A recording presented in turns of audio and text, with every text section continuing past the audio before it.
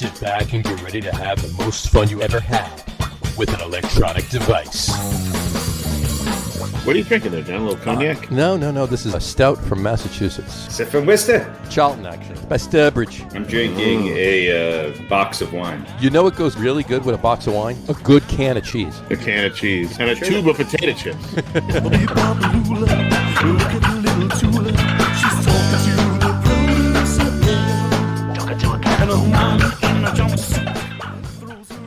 All right, everybody, welcome out to the Log Room. It is Wednesday, March 24th, 2021. Jersey Johnny coming at you, and with me, as always, are none other than Mr. RadioPete and Mr. Harry Lug Nutz. Say hello, guys. Hello, guys. Hey, now. You're an all-star. We've done that before. Let's not do that. You know who else is here? Who else is here? Marie Kondo? Spidey. Spidey's here. Spider-Man. Say hi. Spidey making Spider person, I mean. Spider person. Here's the problem with Spidey, though. What's that? Let's see if I can. Of course, it won't work now. There you go. He's got a trap door in his chest. Trap chest. Look at that. Look at that. So you can hide. Open heart surgery. I think there used to be like a web access thing or something that would shoot out of there. I think it's a good place to keep your weed. There you go. He's got like a thing on the back too. Oh, look at that. Look at that. Is that a parachute or another? Something like that, yeah. Anyway, it's quite large, as you can see, compared to my head. So that's what Mrs. Spider-Man said. Which is not. Mrs. Spidey said that as well, yes. Anyway, here's the good news. The What's shelves are right here, right next to me. Yeah, it looks like something fell over and you just kind of... There's the thing behind me is tilted. No, I moved from one side of the table to the other. Gotcha. So instead of being next to closer to the door side of the room, I'm now at the same table, which is in the same place, but I'm right next to the shelves. So there are all sorts of little goodies here that I can now... You got props now. So I got props, including Spider-Man. Gotcha. That's a lovely thing. Mm-hmm. Very interesting, actually. But we can play the "Is it on the shelves" game. We can. And I can reach right over and. Is that a shower curtain back near the door there, or a shower curtain rod? No, it is a regular curtain rod. Curtain rod. Yeah. What's the? So no curtain for it though, just the rod. Oh, I'm sure there's a curtain in there somewhere. I gotcha. There are side panel curtains for the front door. Mm. So we have a front door, and there are two. Did she take it with her? Or? She wanted me to get rid of the side panels, but Did they spark joy? Or just spark when you light your bong. When I put them up, they will spark joy. Exactly. But Marie wanted to take them, and I told her I've had these for like 13 or 14 years, and I am not getting rid of them now before I put them up. They're the Mark Gastineau commemorative side panels.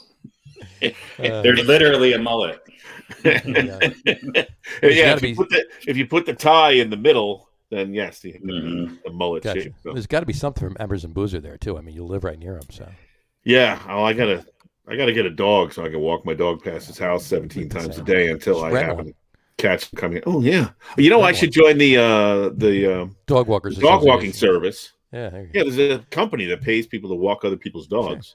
Sure. Make some money, make some spare change, pocket change, and hook up with just like, why do you keep walking up and down the same street, Peter? You have to walk the dogs other places. No, they seem to love it there. They love this block. There's a great fence, and all the other dogs stop there, so there's plenty of sniffing and peeing going on. And Emerson Boozer lives nearby, so there's no reason to go anywhere else. Exactly, none at all, none whatsoever. If I could last 2 weeks with the company, I could probably end up running into him at some point. Probably, yeah. I think you should look into that. All right, I will, and we'll make it a point to check back and make sure that actually happens. So, yes, the curtain update. Curtain update. By the way, I want to wish a happy anniversary to this man right here. This is Patrick Ewing. In case Mr. Dolan is paying attention, this is Patrick Ewing once again. Pat Ewing. 31 years ago today, he had his 51-point game against the Celtics. So sweet. It's a 31st anniversary of his career high 51-point game. I thought Julius Randle was going to hit that last night the way he was going. You know what? He almost had a shot. He had 37. He had. Yeah, but he had 37 with like 12 minutes left. I thought maybe it was just. It seemed that way. And speaking of Patrick Ewing, it's like a week and a day anniversary since apparently security didn't know who the hell he was. Yes, at the Garden. It is. And unfortunately, both his Hoyas and my CU Buffs are both out of the tournament now. So yeah, but hey, it's nice to see the Big East being represented again in the NCAA in a way that's significant. This is true.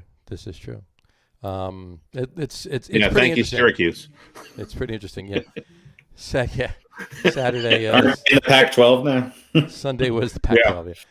Yeah. Sunday was an interesting day of games. I'll tell you that much. Mullets and everything. It was great.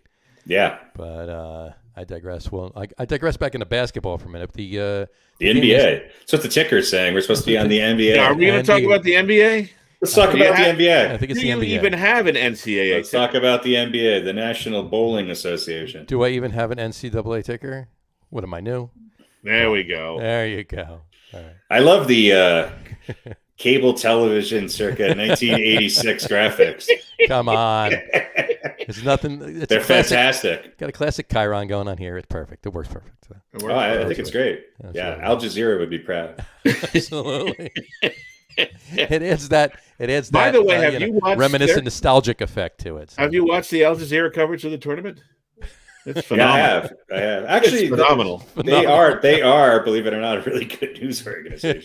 They are one of the 3 or 4 news channels that I actually do watch. Yeah.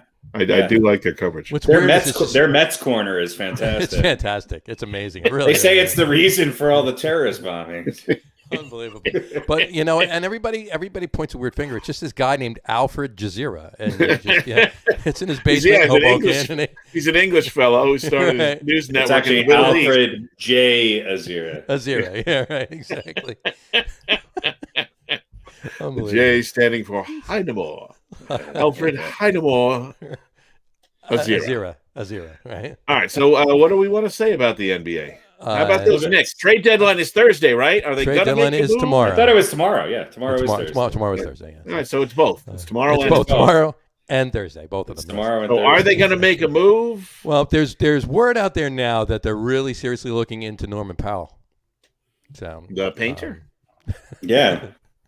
Not Norman Rockwell. No. Oh, okay. Sorry. Norman Powell. The shooting guard from Toronto. I heard Colin Powell.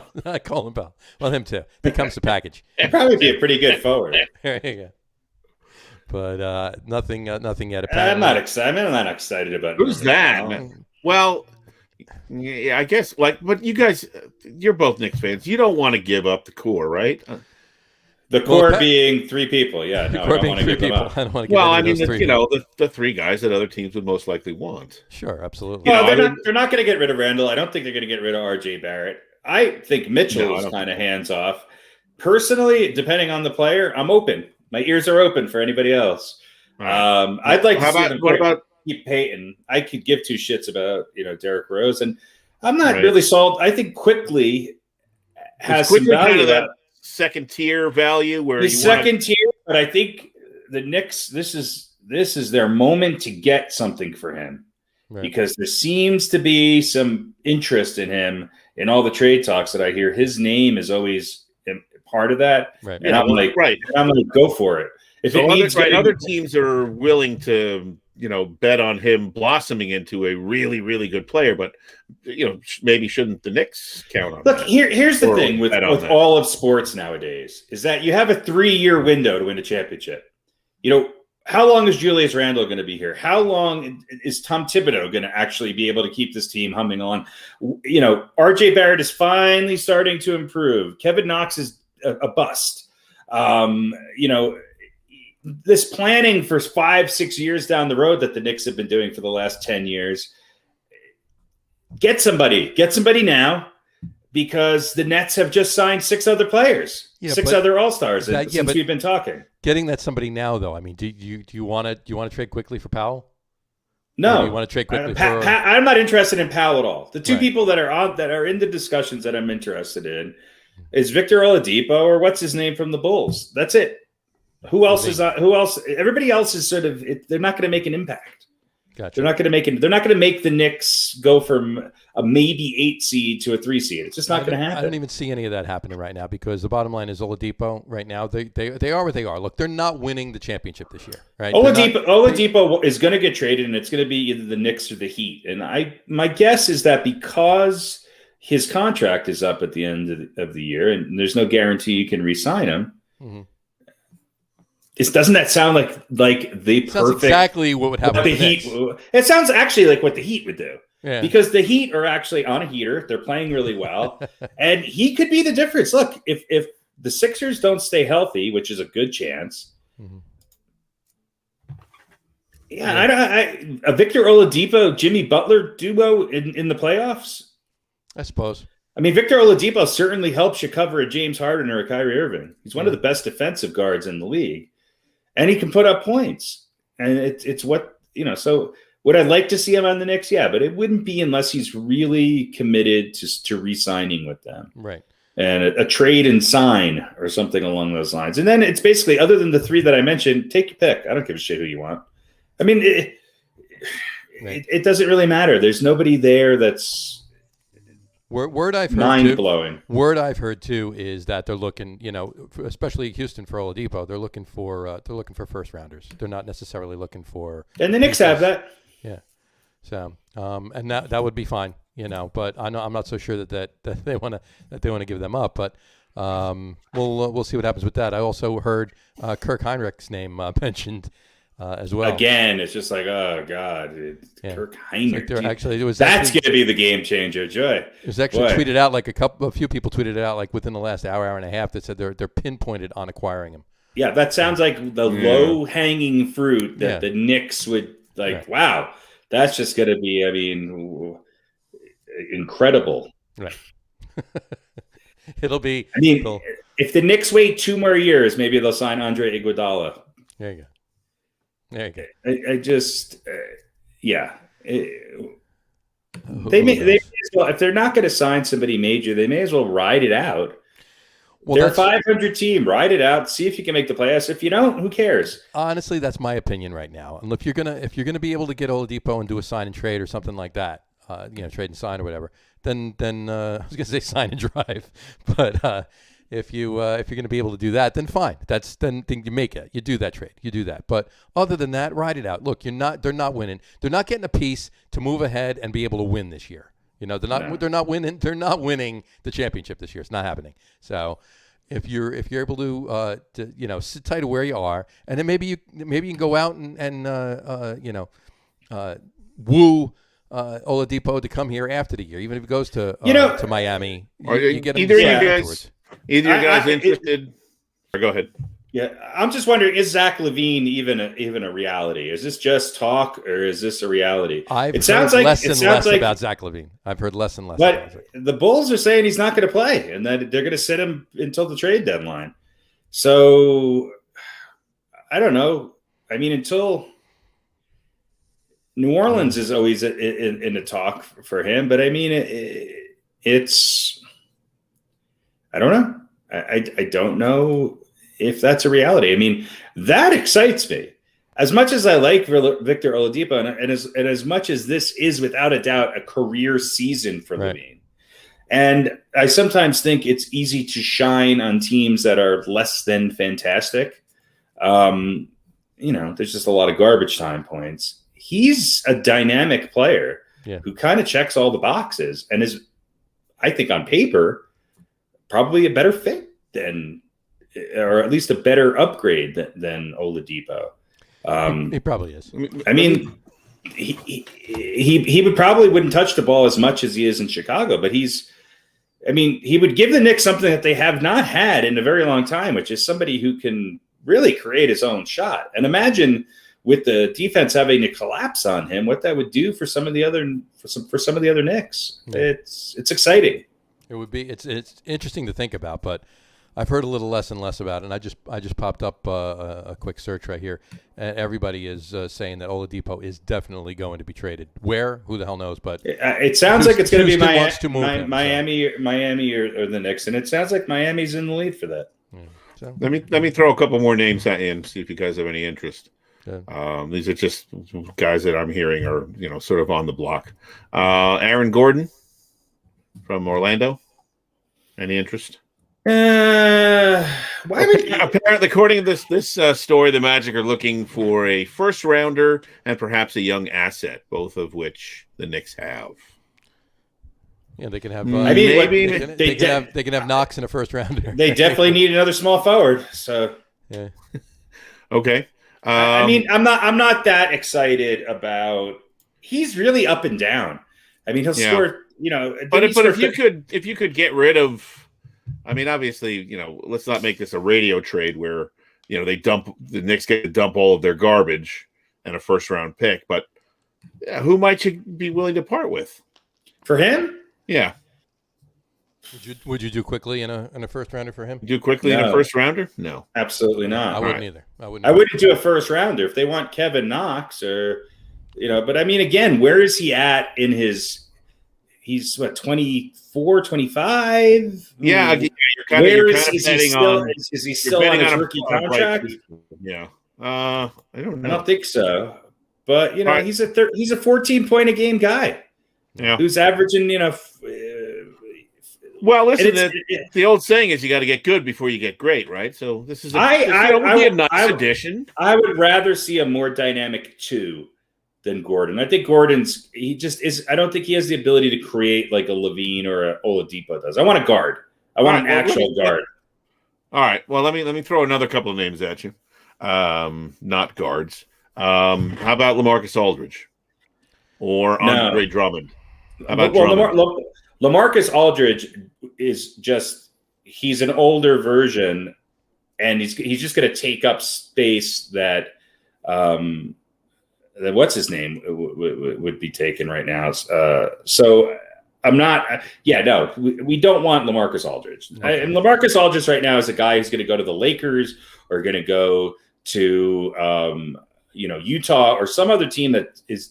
The Nuggets would be a good fit for LaMarcus Aldridge because he's going to contribute in a playoff setting, but he's probably going to come off the bench unless the team is really short in their front line. I just don't think that he fits in with the Knicks, and he's too old. I don't want any more Derrick Rose. I want young guys who are going to be in their prime for the next 3 years. Yeah. How about Drummond? Malcolm Brogdon. Brogdon's interesting. I mean, kind of more of a. What would you have to give up for him? That's my question mark. Well, look. Here's it's probably going to be more than Knox. So. Probably, but here's something. You would figure. What is one of the things that the Knicks have really been missing as far as position? Point guard. A good point guard. How many years has it been since they've had a really solid? I like Peyton in that position. I really do. Brogdon's kind of a tweener. He's a point guard, but he's also kind of a point shooting guard. I guess what was he? He was rookie in 17, 16? He played for the Bucks, right? Did he start with the Bucks for? Yeah, and a lot of people said that was a big mistake to let him go. And then the as a result, the Bucks had to bring somebody else in. He could have been that number 2 guy to help out Johnson. I like Brogdon. I do like him. He's not a great 3-point shooter, so he doesn't really help you there. He's not even that great of a regular shooter, but he is a scorer, and he's a pretty good assist guy. I wouldn't give up a first-round pick for him, but I'd give up, 2 Kevin Knoxes and a third-string small forward. 2 Kevin Knoxes, a third string, and a ham sandwich. Yeah. All right, one last one for you, and I think this is going to be a no, but I don't really, unless you're maybe looking to just kind of a little insurance, perhaps, so you get into the playoffs, would be Kyle Lowry. Because I like Kyle Lowry. Yeah, he's old now, and you could probably get him for not a whole lot. I mean, he's a god in Canada, but yes, whether that's going to translate into the Raptors, needing an arm and a leg and a pick in order to get rid of him or not. You're right. He's old. He's older than you think he is. But he's like 35 or 36 now. Yeah, but I think he's washed up, but he could be a guy that might come in. And he'd be the Derek Harper. He's a guy who, if the Knicks had a better shooting guard, and he could be the Derek Harper that comes in at the end of his career and is that steady presence and just plays lights out in the playoffs. Right. I don't mind it, but I think you're looking at this year and next year, and that's it with Lowry. And I don't think he solves the need for them to get a catch and shoot 3-and-D kind of guy. Yeah. Kind of a point guard. He can create, he can certainly score, he can shoot, but I think he needs another guy next to him. Now, Kyle Lowry and an Oladipo, or Kyle Lowry and a Zach LaVine, now we're talking. Right. Yeah. Now I'm willing to get rid of it. Now I'm willing to get rid of Barrett. What about a Kyle Lowry and a Norman Powell? Norman Powell does nothing for me.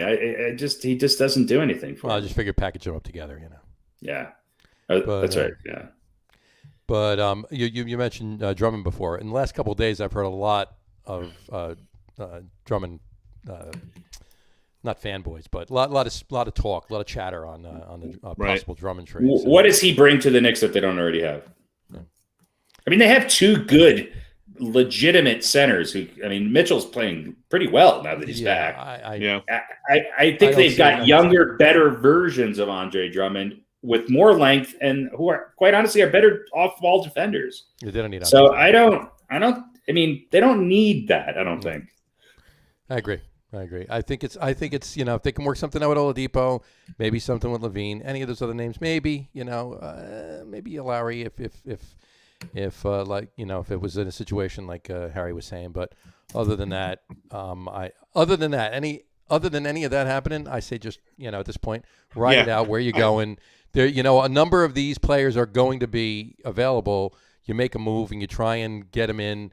And they're probably going to be, available around you if you're the Knicks, because Miami is looking and Boston is definitely looking. And listen, don't sleep on the Nets. They may not be through. No.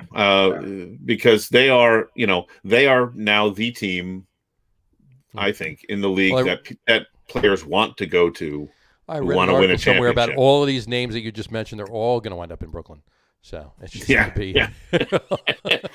It's going to be a bunch of one and dones. Just bring in some experienced old guys for short-term contracts. They are definitely.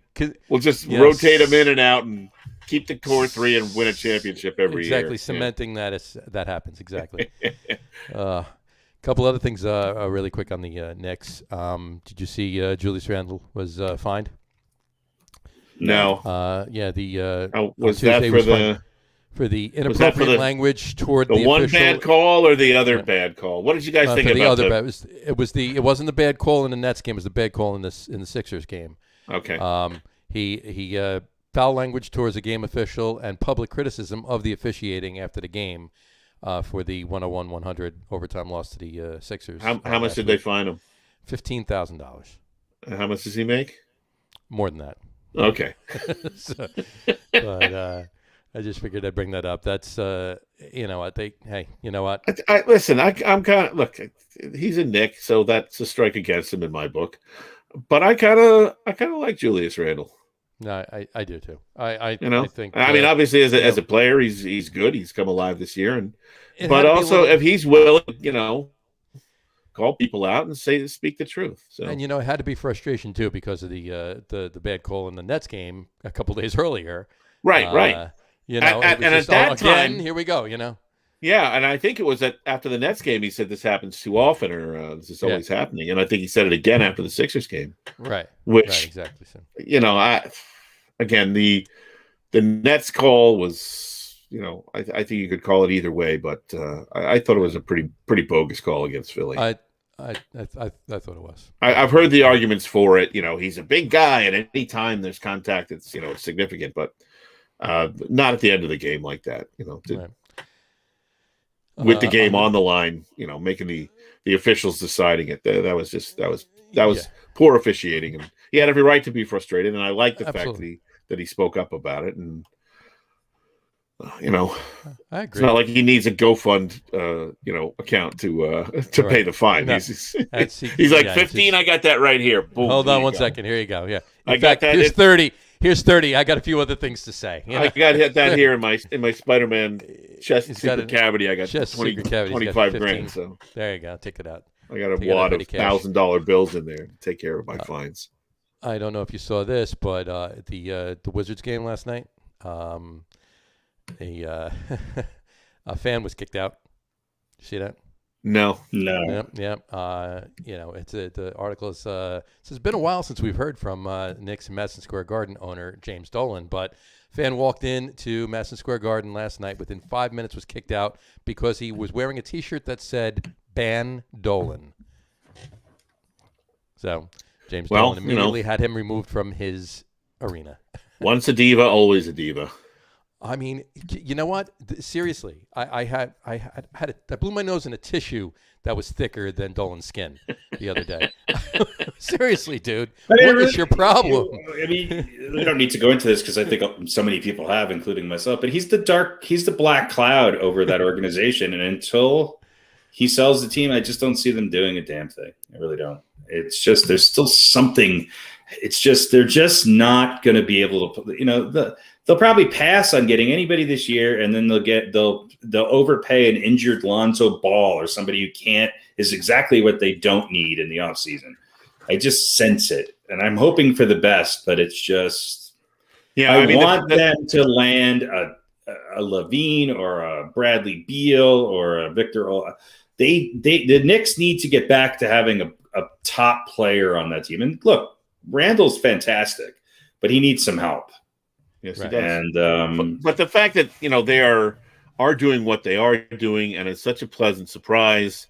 And absolutely for Dolan, that's the key to it, right? It's good press. The Garden. I mean, the fans are limited, but even if they weren't, the Garden would be back full every night. And why would he make a move? I don't know. I don't know because I think the pandemic actually gave him a pass. Because if you remember, Spike Lee was sort of leading this boycott the Knicks thing that would have happened right when the pandemic, Yeah, but what they've done now, though, everybody is thrilled with what they've done, and they would be back this season. I think, and that's good enough for him. I don't, I don't think he wants to win, but I think he.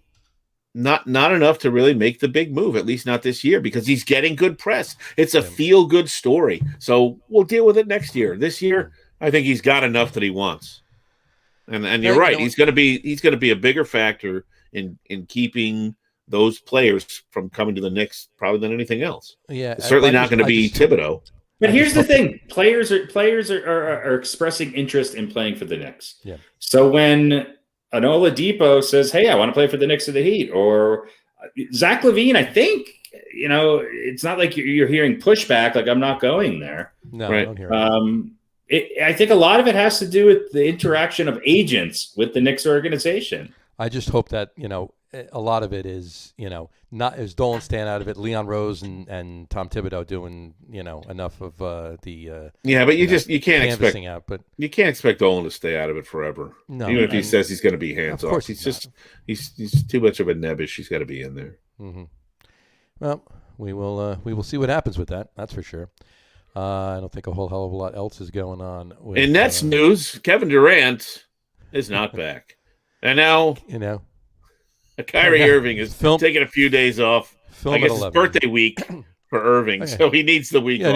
It's his birthday, so he needs to go. They still keep humming along. And the other story is that James Harden, I think, if he hasn't cemented the MVP vote, look, are they playing the Jazz? Is it tonight? I think.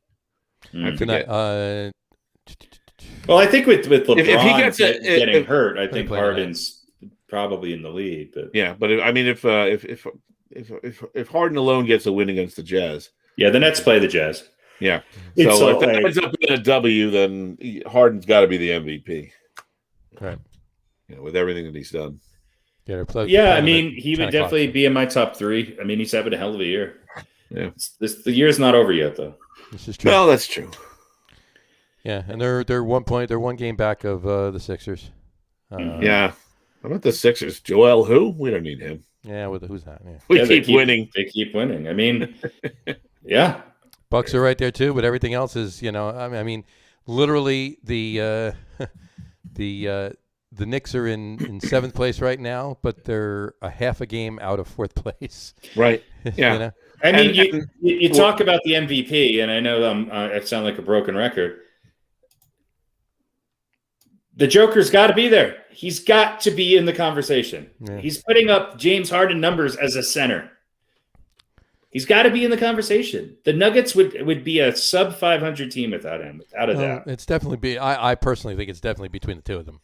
I think right now, if the season ended today, I would say it would be James Harden. But yeah, but it's I would say it's at this moment between the two of them. If you want to. Yeah, and everybody, everybody coming back for the Nets, that could actually work against Harden. Right. If he has to do it alone, then people are going to go, well, sure. The other guy, not that Djokovic is completely alone, but he certainly doesn't have the talent around him that James Harden has. No, nowhere close. And the other guy who's not in the conversation but should be is Damian Lillard. Yeah, I don't know how he ever gets the kind of. Well, it's the same thing with Jokic because they play out west, right? Yeah, at least here on the East Coast, he's never going to get that press. Right. Unless they, maybe take over first place, and then people start to go, "Oh, who is this team? Who's this? Dame what? Oh, Dame who? There's a team in where? Portland? Is that in Maine? Portland, Maine. I didn't know there was a team in Maine. How come they're not in the Eastern Conference? Exactly. That's the only way he's really going to get any attention. But when was the last time a center almost averaged a triple double with averaging 27 plus points a game? It was yesterday. It was Djokovic. No, I mean for a season. I mean it's unbelievable. It's unbelievable. Yeah. I mean, Embiid's right there. Where would you have to go back to? I wonder. Oh, geez. Maybe the Olajuwon days. I don't think you have to go back that. No, I think the last center to average a triple double. I don't think any center other than Will Chamberlain's averaged a triple double in a season. No, I think you're right. In fact, I either read this or we didn't have this conversation before. But I think you're right. I think it's just it's Wilton and the Joker. That's it. And the Joker's, I don't think any centers ever average a triple double for a season. It's insane. It's too bad he's not no American. I know. He could win the MVP if he wasn't a foreigner. I don't think that's the case, but I don't either. It's not. It's not.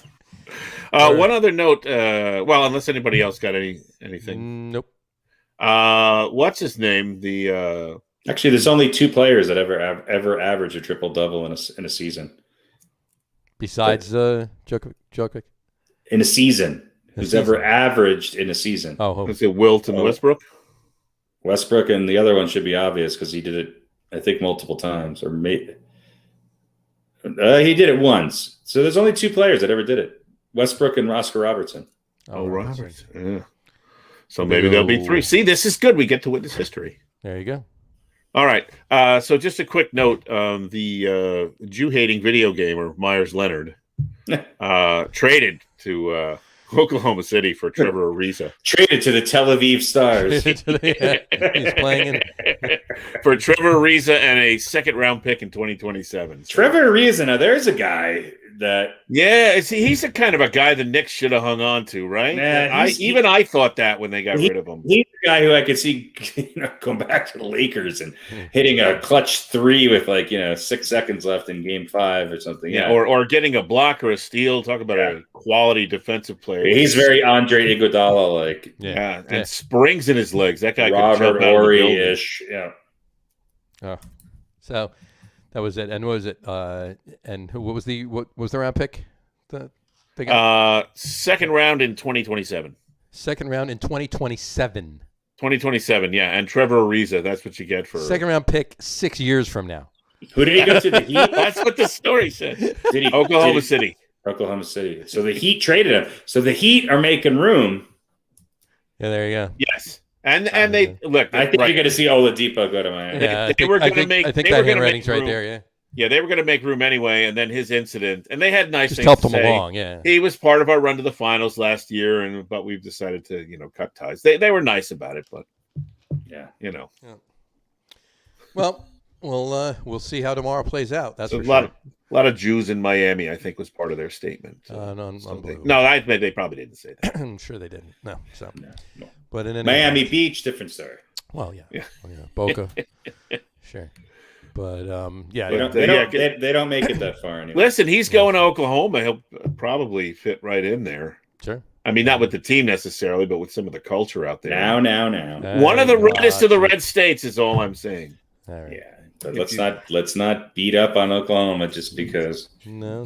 You might lose one of our Oklahoma listeners. No, I'm not talking the team. I'm talking the culture there. We understand. The political culture there. Right. So, in any event, let's move on.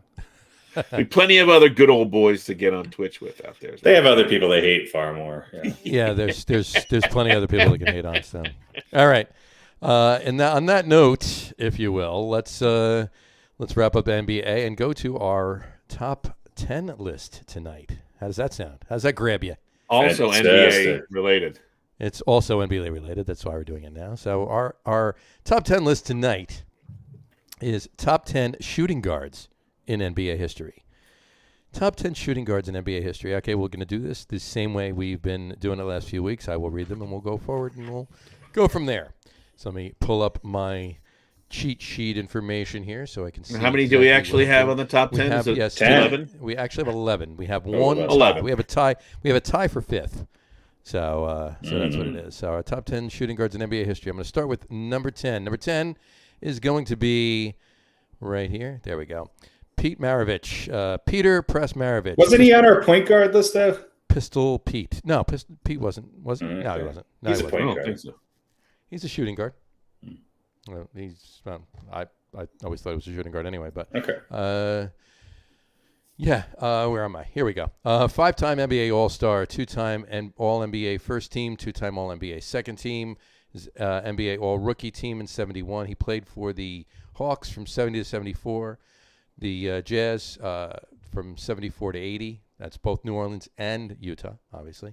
And he played, finished up his career the rest of 1980 with the Celtics.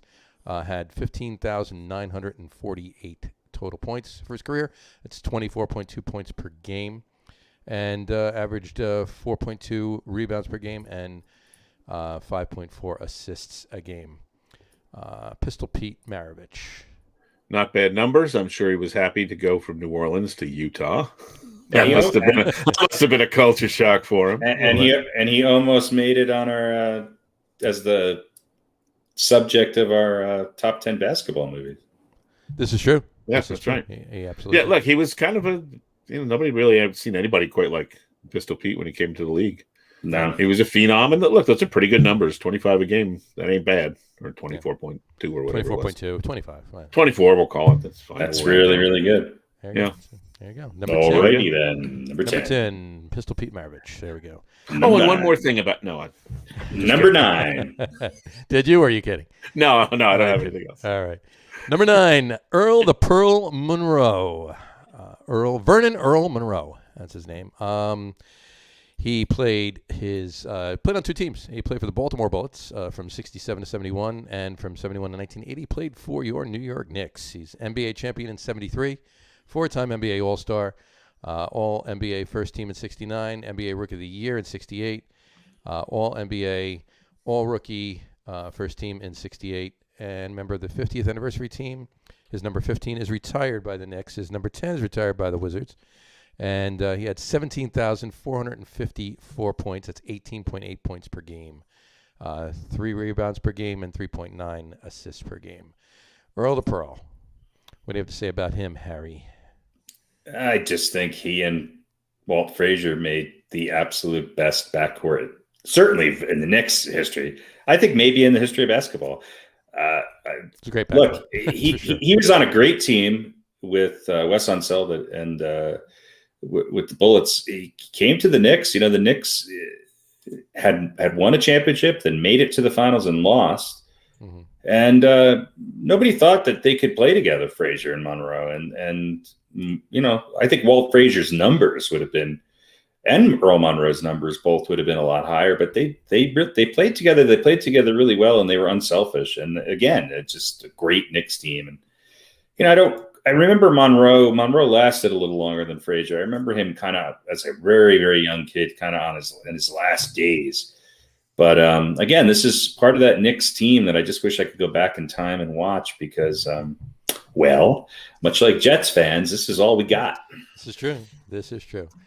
And he had Earl the Pearl. He had another nickname. Remember what it was? No. Black Jesus. There you go. I was gonna say my name is Earl Monroe. My name is Earl Monroe. There you go. I will just say he's one of the few Knicks I think that I put on any of these lists. Yeah. And he was 10B on my list. There you go. There you go. Number 9, Earl. The Nick hater, RadioPete. Earl of Pearl. I'm trying to change, but it's hard.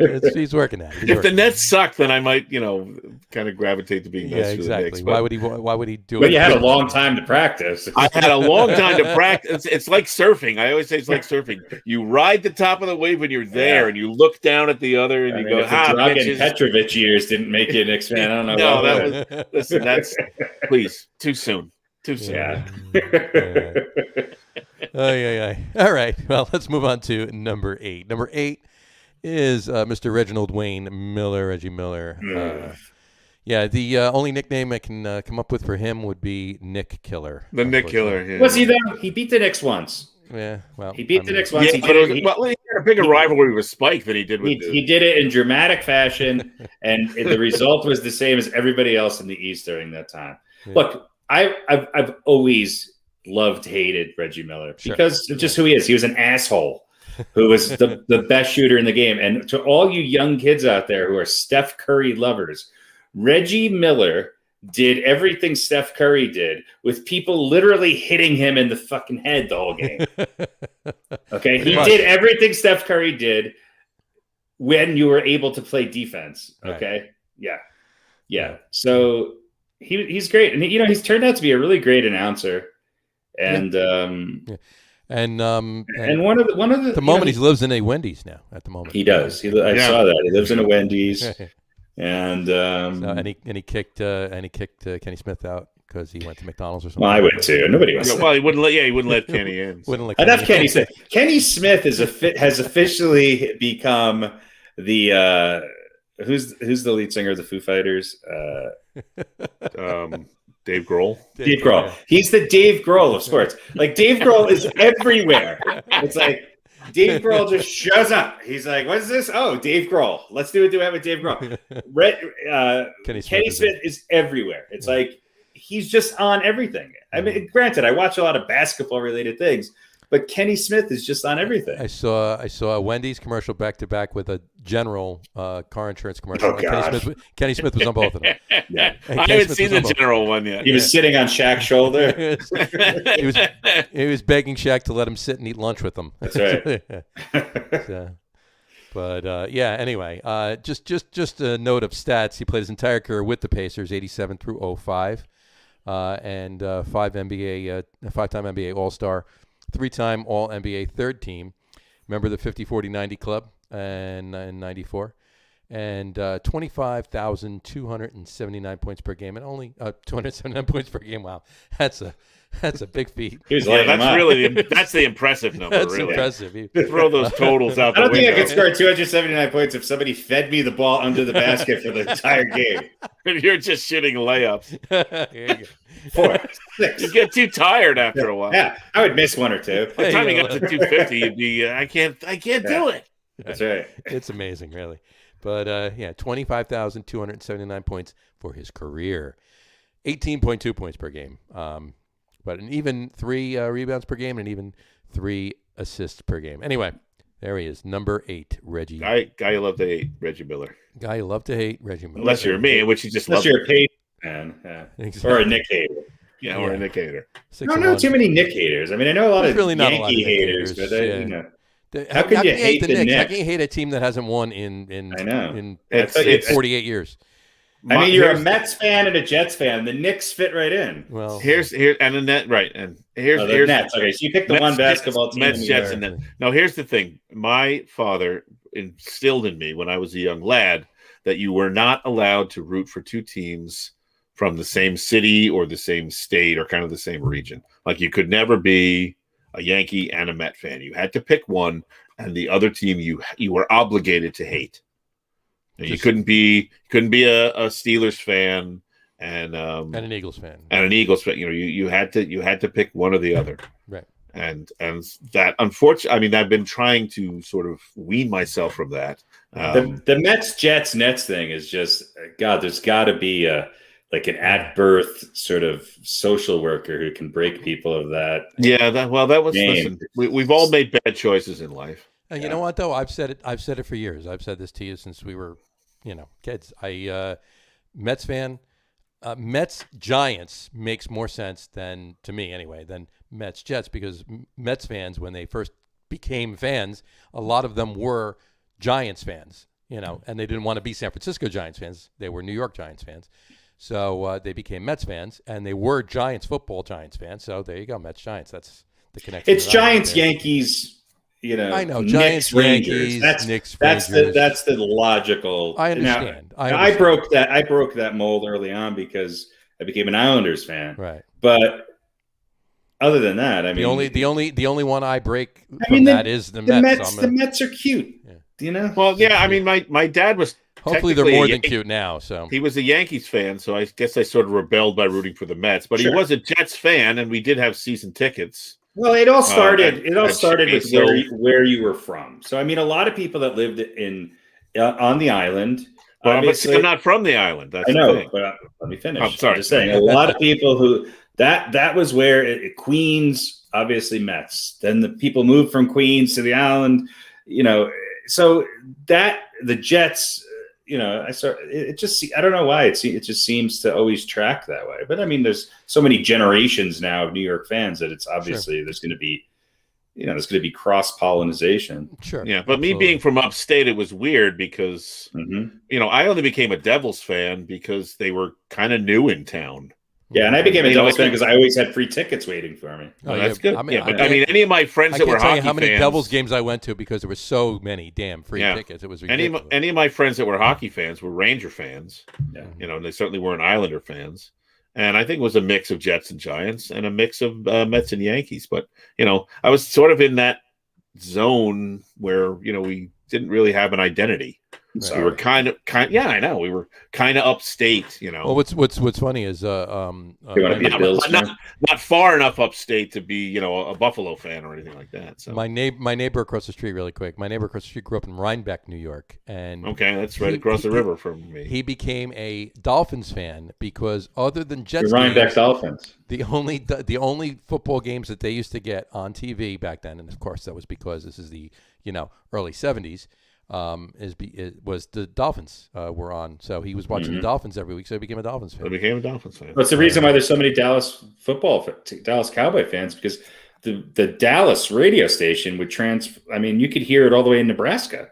Yeah. So that's why in the middle of the country, or all over the country, I mean, you just so many. Plus, then in the 70s, there was this whole marketing campaign to make them America's team. Oh, yeah. Sure. Well, that's right. That's when I became early on. They won Super Bowls. Early on. That's why you had so many Cowboys fans. The same thing with the Cardinals and what was the legendary station, KMOA or whatever it was, out of St. Louis. Used to cover KMOA. They used to cover 2/3 of the country basically, and everybody could get the Cardinals game at night, so they would put the radio on and listen to the game. Insane. Well, back to our top 10 list. We were really moving there. We made it all the way. Number seven. Let's get to number 7. Number 7 is Mr. Walter Ray Allen Jr. To be exact. Nickname Shuttlesworth. From the I thought it was Mr. Opportunity. Mr. Opportunity. Ray Allen, the opportunist. The opportunist. Well, he also got game.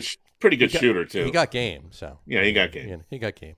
So he played for the Bucks, the Sonics, the Celtics, and the Heat from '96 to 2014. I think of him as a Sonic for some reason. Yeah, well, he won championship with the Celtics in 2008 and with the Heat in 2013. So that's kind of the beginning of the build the team. There you go. Yeah, it actually probably was. Yeah, actually.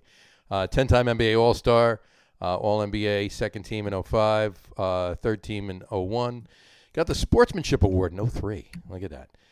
24,505 points for his career, 18.9 points per game. He had a little higher in rebounds than others so far, 4.1 rebounds per game and 3.4 assists. There he is, Mr. Walter Ray Allen Jr. Anything from either of you on this particular number 6? There we go. Number 7, all-time great shooter, Ray Allen. There you go. Yeah, clutch shooter too. Clutch, yeah, absolutely. He's got he's number 2, I think, in threes, right? I think so, yeah. Steph's number 1, he's number 2, and Reggie's still number 3, I believe. But there you go. For the Ray time Allen. being, at the moment. Yeah, at the moment. Till tonight's game. Give it time. Get tomorrow or Saturday. Number 6, we move on to number 6, Clyde Drexler. Clyde Austin Drexler. Clyde the Glide. Clyde the Glide. He played for the Blazers from... He's a Blazer. 83 to 95, and then finished out his last 3 years of his career with the Rockets. And won a championship. Won a championship with the Rockets, yep, he did. In 95. 10-time NBA All-Star. All-NBA first team in 92, 2-time All-NBA second team, 2-time All-NBA third team. Member of the 50th anniversary team. His 22 was retired by the Blazers and the Rockets. Had 22,195 points in his career. That's 20.4 points per game. Clyde Drexler. Anything on this gent you two want to? I mean, I think he goes underrated. I think early on in his career, even in college, he was just incredible. And he kind of reminded me of a combination of George Gervin and David. I mean, he was bigger for a shooting guard, but he had that ability to go to the rim and shoot. And he was just, almost that's why the George Gervin thing comes. I mean, he was really, really creative around the rim and a great shooter. And look, he played a big part in that second, championship for Houston. He did. And, I think he's one of the most underrated players. I mean, he was definitely in Jordan's shadow because they built up that one time that he played against Jordan in the finals as a big, big deal, and Jordan smoked him. Yeah.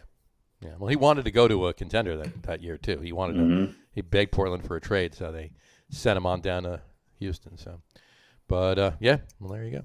Number 6, Clyde the Glide, Clyde Drexler. That brings us to number 5B. Number 5B is Mr. Beard himself. There he is. It just dawned on me. I haven't been putting the pictures up. It's okay. It's okay. Whatever. I spent time on him here. I'll throw the Beard's picture up. Here we go. There we go. That is the right picture for him on the Rocket. I had to put that up. That's why I was like, wait a minute, I got a good one for him, so I had to get that up. James Edward Harden Jr. He seems, you know what? I mean, I look at how old he is, and he seems like he's like 10 years older than he really is. But it's just the take I get on him. But remember Thunder from 2009 to 2012, 2012 to this year on the Rockets. And what was weird though is he wanted to leave. He wanted to leave the Thunder because he didn't want to play behind. He didn't want to play behind Durant anymore. Yeah. Well, he still doesn't have that problem. I guess he doesn't have that problem anymore. But not for the last 16 games or this so. is true. This is true. This is very true. But in any event, NBA MVP in 2018, 9-time All-Star, 6-time All-NBA first team, All-NBA third team for a year, NBA sixth man of the year in 2012, 3-time NBA scoring champion, last 3 years actually. Assist leader in 2017. No stats. Obviously, his career is still going, so we don't have a total. I don't have a total on this particular page of what his point totals are at the moment. So, I defer It's a to lot. you guys. It's a lot. He'll have a very large number when he retires. He's the youngest ABA player to ever play in the NBA. I mean, that's he's sort of a throwback, and yet he's also, there's something singular about James Harden that I can't quite put, like, name somebody who he reminds you of. I can't think of anybody else. That's the weird thing. He has an odd physical presence. He is faster than he looks. He's a great shooter. He has a strange, almost, he has like a Euro step plus when he's passing. It's almost, he's got better handles. He's got better handles than you would think to look at him too. Absolutely. He's an excellent ball handler. And he's deceivingly quick. That's the thing. He doesn't look like it. It looks very methodical. But he does everything well. He handles the ball well. He can get to the hoop well and finish getting to the hoop. He can shoot from the outside, lights out. He's an excellent passer. Okay, maybe he doesn't play great defense, but he can play defense when he wants to. I don't think he's a horrible defender. This is the same thing that people. He's probably one of the better defenders on the Nets right now. No, he's probably the best defender on the Nets right now. But the most durable. I never thought I would say. He's there's something about him, and he looks like he's in the worst shape of his career. I think it's the haircut change for some reason. I don't know what. Maybe because he's not. He's not, but he just looks bigger. Than he's ever looked. But then he just goes out and plays, 42 minutes a night after night, or 46, yeah. Right. And it's like when they really need him. It's like street ball almost. He looks like some of the old school guys that would have played in the ABA. Yeah, he's like Fat Lever, only with a foot more height and way more shooting range. He wanted out of Oklahoma because he didn't want to be in anyone's shadow, and he went to Houston, and that went sour. And then he was just absolute pariah for the what he did there, although he's since apologized, but I don't think that's going to really make things all super sweet for a lot of fans in Houston. But now he's come to the Nets, and he's a completely different player. And because who you're comparing him to, he's got nutcase number one in the backcourt with him, and he's got it's glass ankles on the other side of him. But you kind of go, where was this guy all these other years? I think he was that guy in Oklahoma City. I always thought he was. I thought him and Westbrook but just coming off the bench and never really got the press. Yeah. Well, right. They were the big three. He was a sixth man. Yeah. Yeah, that's true. But not in the same way that he's. And, for the first couple of years in Houston, especially when Chris Paul was there, I mean, they were a good team. Yeah. It just I think he realizes what I've been talking about is that his time's running out, and I think he does want to win a championship. And he realized, it would have been nice doing it myself in Houston, but that ain't going to happen. Yeah, well, they didn't seem like they were ever going to give him, the surrounding cast to get it done. So he had Chris Paul, then he had Westbrook. I mean, they gave him bigger names than a lot of other teams had, but it just wasn't enough. And yeah. Well, and he also had a horrible coach. Right. Yeah, he had a terrible coach, and Westbrook at that time was still a little bit more wild than he seems to have really calmed down and kind of become a little bit of a different player too. So, but now he's holding up the what's the phrase I'm looking for? Holding up the bridge, bailing the water out of the ship with everybody out. The other big two out on the Nets. So. Good for him. Yeah. Well, we'll see how that continues, and eventually we'll have a point total for him. But he's got a lot right now. He's a little ways racking him up every night. He's got a ways to go. Sorry. Number 5B, James the Beard Harden, James Edward Harden Jr. That brings us to number 5A. Number 5A is the Iceman himself, George Gervin. Played. Let's see, 1972 to 1990. He played for his first team was the Pontiac Chaparrals. Yeah, I got their pennant on the shelf here. You got the pennant, the Chaparrals. Yeah, somewhere on the shelf. Right. Yeah. And then he played a year for the Virginia Squires, and then he played for the Spurs for 11 seasons after that. obviously that was the one team that he played for that actually did merge with the NBA from the ABA. Bulls for a year and retired. Played with MJ for a year. But yeah, and he coached for a couple of seasons too with the Spurs. He was assistant. Anyway, I mean, prior to what we know as the most recent Spurs, the Popovich, Duncan, Admiral, Ginobili, Parker years, he was the Spurs. Name a Spur before them. George Gervin. That's it. I mean, he was, again, you put him in that list of players when it was Dr. J and George Gervin and David Thompson and Adrian Dantley, and there was just some amazing scorers back in those days. In the late 70s, early 80s of the NBA, there was, he was one of the best. Yep, 9-time NBA All-Star, All-Star Game MVP in 1980, 5-time All-NBA first team, 2-time All-NBA second team, scoring champion 4 times, 78 through 80 and in 82, 3-time ABA All-Star, 2-time All-ABA second team, All-ABA rookie first team. His number 44 is retired by the Spurs. 26,595 points in his career, 25.1 points per game. So, yeah, you're absolutely right, though. Yeah, before the Spurs teams that anybody is watching basketball now can mention the names. It was George Gervin, absolutely. And one of the great all-time commercials, although I can't remember what it was for. Maybe Gatorade? Was it Gatorade? Where only the Iceman can finger roll. Yeah, that's right. He did have a pretty amazing finger roll. Yeah. I forget what the commercial was for, but I do remember that line at the end. I don't remember it. Yeah, I remember that. I remember some young buck playing basketball and shooting, and he goes to finger roll. Maybe was it MJ? No, it would have been Jordan. No, it was Gervin. No, I mean who was the youngster in the commercial? I don't think it was. Well, maybe it was, unless it was. Maybe it was because he did play with Jordan for a year. So maybe they. Maybe they had. But so he goes to whoever it was goes to finger roll, and Gervin from his sort of spot on Mount Olympus, right. the shot goes awry, and he says, "Only the Iceman may finger roll." Anyway, there you go. Number 5A, George Gervin, the Iceman. All right, that brings us to number 4. Number 4 is none other than The Answer, or AI.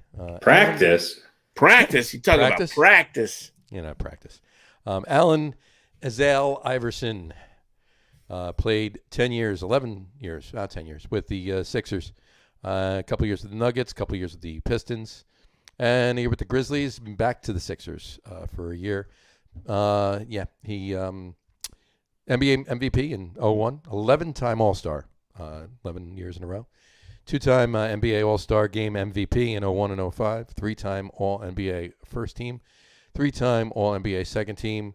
Rookie of the Year in 97. All-Rookie first team in 97. 4-time NBA scoring champion. Steals leader for 3 years in a row. And his number 3 is retired by the Sixers. 24,000. He never won an MVP? Points. Did he win an MVP? No. Huh.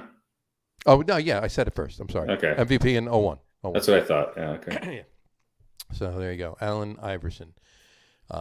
AI, as he's known to his close friends. Maybe the toughest guy who ever played the game. Per inch, the most productive player. I mean, again, much like James Harden, Allen Iverson was kind of an enigma at the time. He was this relatively small guy, just dominating the court. And there's a good documentary on Iverson that covers his time with Larry Brown, and his time with the Sixers. And then I was really excited when he came to the Nuggets, because that was actually a really good Nuggets team, and he actually played pretty well and was kind of deferred to some of the other guys on the team, became more of a playmaker.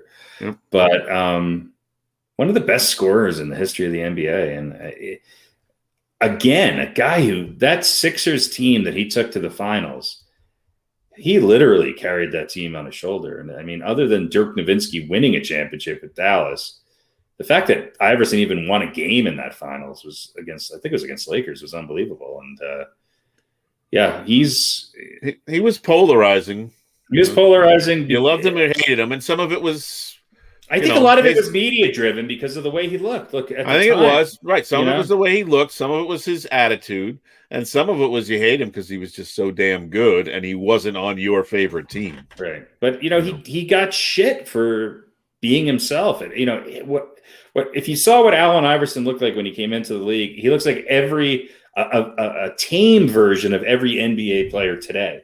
Yeah. But he was racially judged, culturally judged by the media and by fans alike because he looked like where he came from, and he wouldn't change because of that. He wouldn't conform, and he wouldn't play the media game. No, he spoke the truth at all times. But he was a great college player and a great NBA player, and I think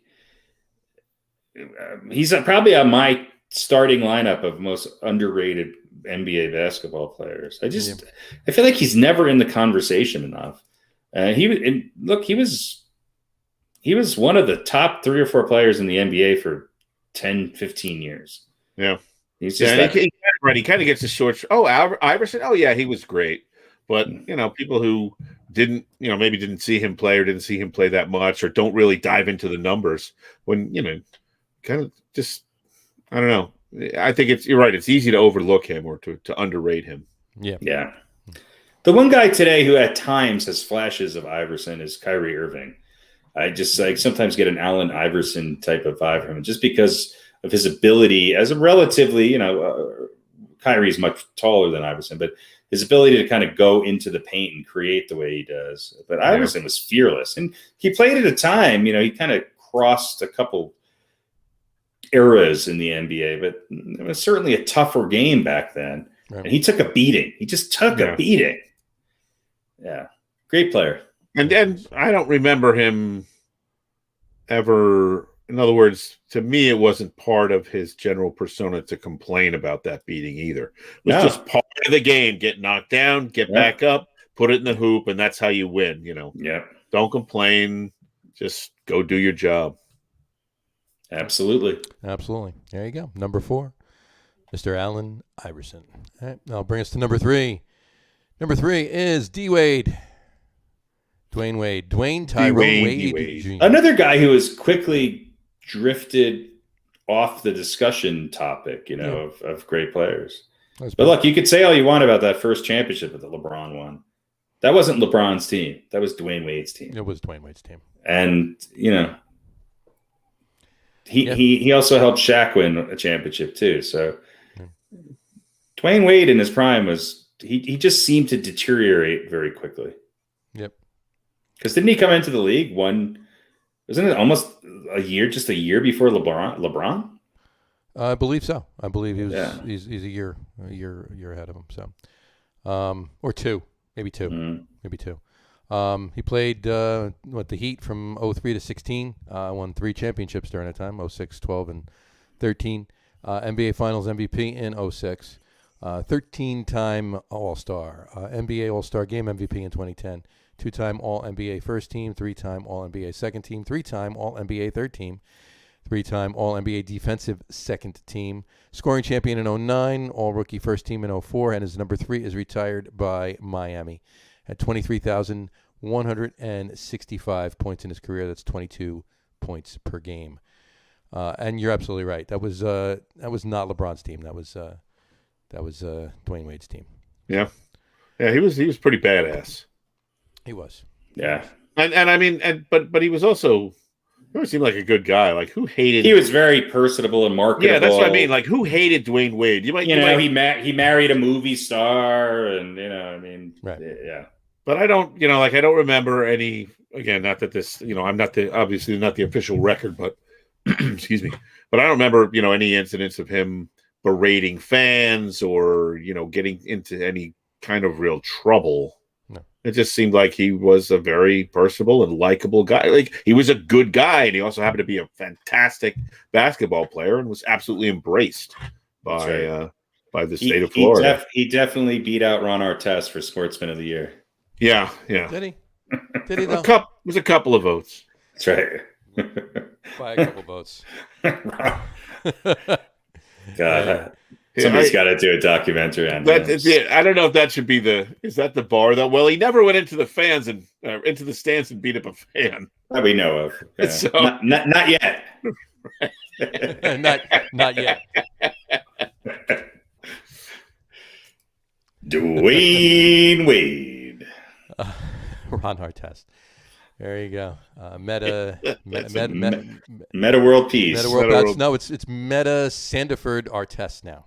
Okay. Yeah, he changed it. Number 3, Dwayne Wade. Number 2. So you gotta love that. All right. Well, these next couple. I wonder who could possibly be. I don't know. That was number 3 is Dwayne Wade. So I don't know if these next couple are gonna have. We're gonna have much to say about them. Let's see. Let's get to number 2.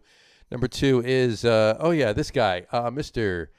May he rest in peace, Kobe Bean Bryant, Black Mamba. Yes. 5-time spent his entire career with the Lakers, 20 years, 96 to 2016. 5-time NBA champion, 2-time NBA Finals MVP, NBA MVP in 2008, 18-time All-Star. 18-time All-Star. Almost all but 2 seasons of his career. He was an All-Star. 4-time NBA All-Star Game MVP. 11-time All-NBA First Team. 2-time All-NBA Second Team. 2-time All-NBA Third Team. 9-time All-NBA Defensive First Team. And 3-time Second Team. 2-time Scoring Champion. Slam Dunk Contest Champion in 97. All-Rookie Team in 97. And his numbers 8 and 24 are both retired by the Lakers. 33,643 points for his career. 25 points per game. Kobe Bean Bryant. Go for it. I mean, look, if you need to, we don't have anything to add that everybody hasn't already heard. No. I mean, he's on the Mount Rushmore of basketball greats. Yeah, with the guy next. Yes. There's what can you say? You know, really. He was a good system shooting guard. He fit into the Lakers system very well. Yeah. Look, if there's anybody that you want to say, try and make any argument up against Michael.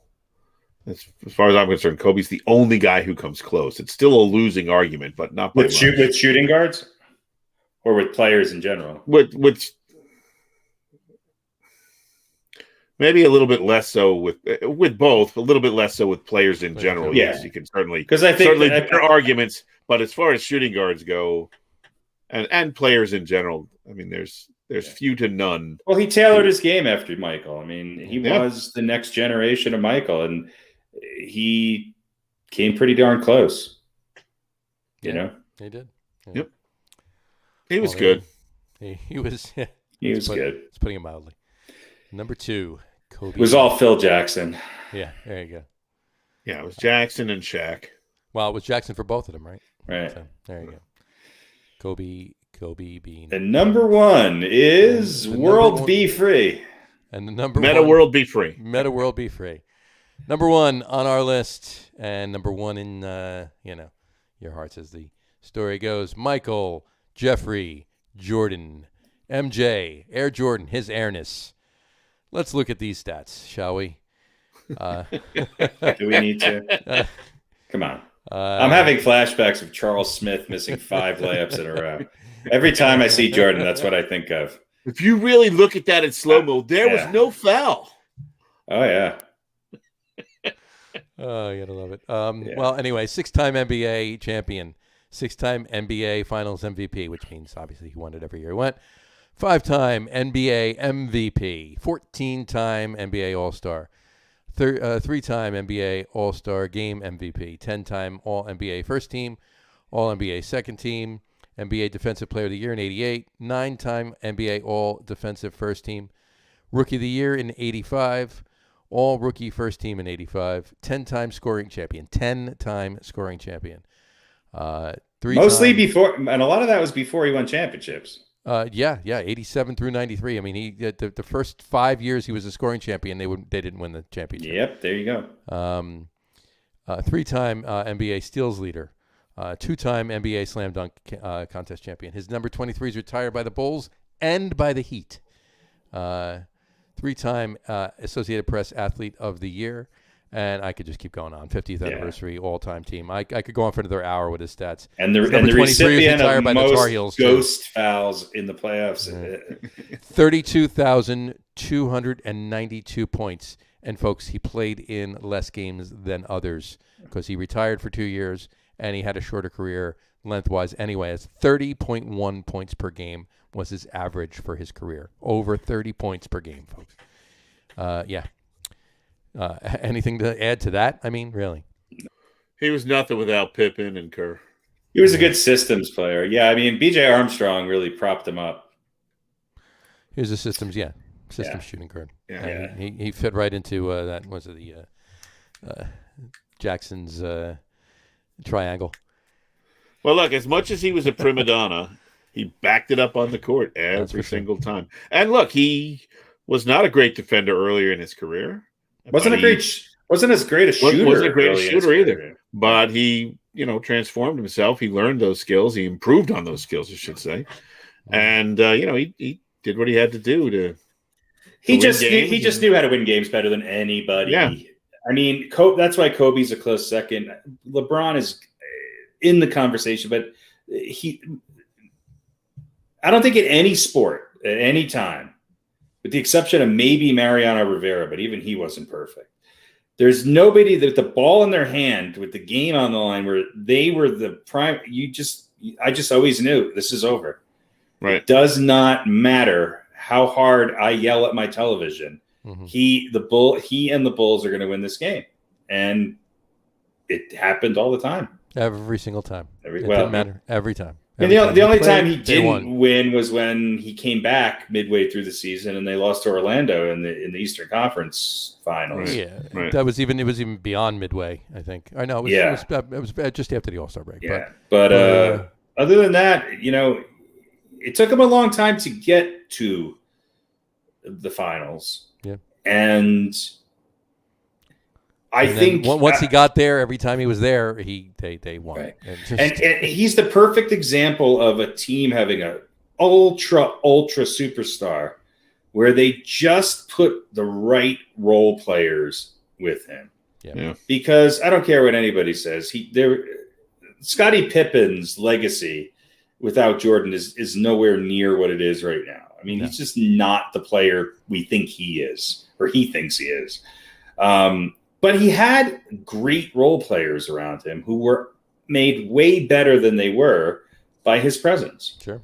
And so when the whole team collapses on you, sure, B.J. Armstrong or Steve Kerr or John Paxson can be the hero. Right. Because there's nobody within 10 feet because you have to put 4 people on them. Right. And when that doesn't happen, all you got to do is push off and you'll get your shot. So that's right. That's it. I mean, Craig Elo and what's his name on Utah know all about that. Yeah, sure. But even with that he hit those shots. Yeah, he hit those shots. He made those moments. He won those championships. And look, I'm a big advocate of Kareem. I'm a big advocate of other big men who came before him. There's probably nobody better in sports, with the exception of maybe Serena Williams, that has dominated their game like Michael Jordan. I'm sorry, there just isn't. Yeah. There just isn't. Michael Phelps, did he do it as long? No. Maybe Federer. Well, I think Serena in tennis is more dominant. But yeah, I mean, you're right. Yeah.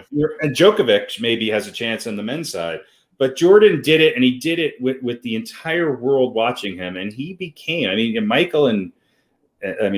Larry and Magic brought the NBA, but the Jordan mania,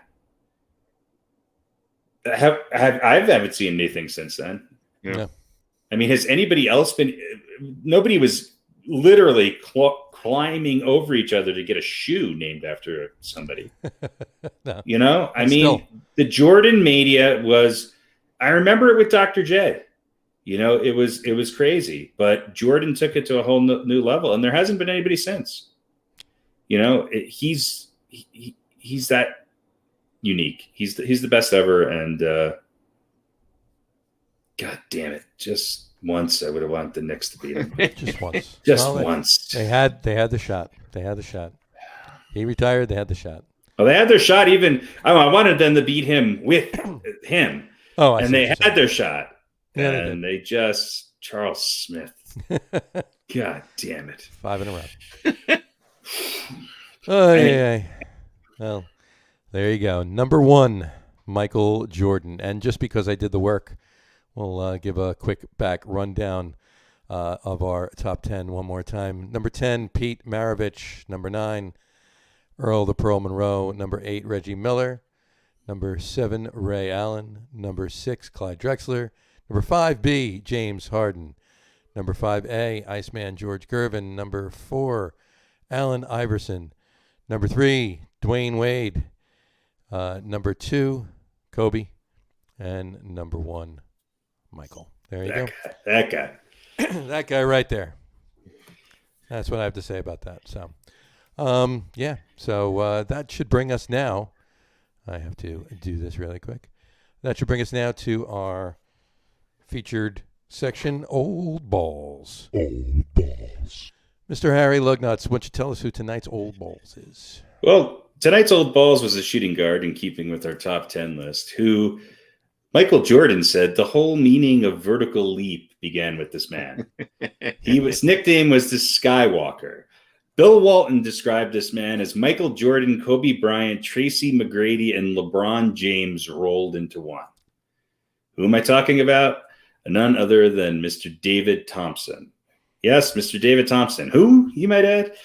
Well, yeah, David Thompson was one of the best players in the NBA, and unfortunately his career was cut short by injuries and then sadly drug addiction. And he's turned his life around, has become a motivational speaker, but he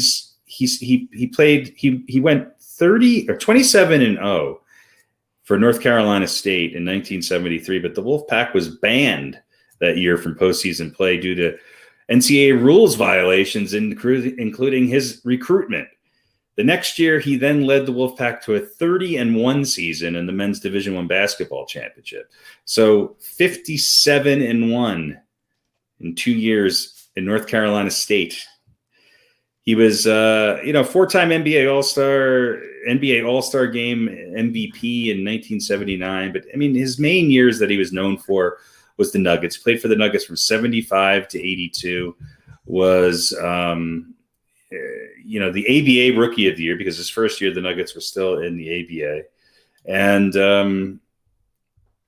I think he averaged over 25 points a game while he was on the Nuggets. He still averaged close to 23 points a game, 4.1 rebounds and 3.3 assists a game. But, I mentioned some of these guys earlier, the George Gervins and the Dr. J's and that he was just, I remember watching some of those late games when the NBA was, on Sunday afternoons and just being completely fascinated with David Thompson. He was one of the most athletic players to ever play the game.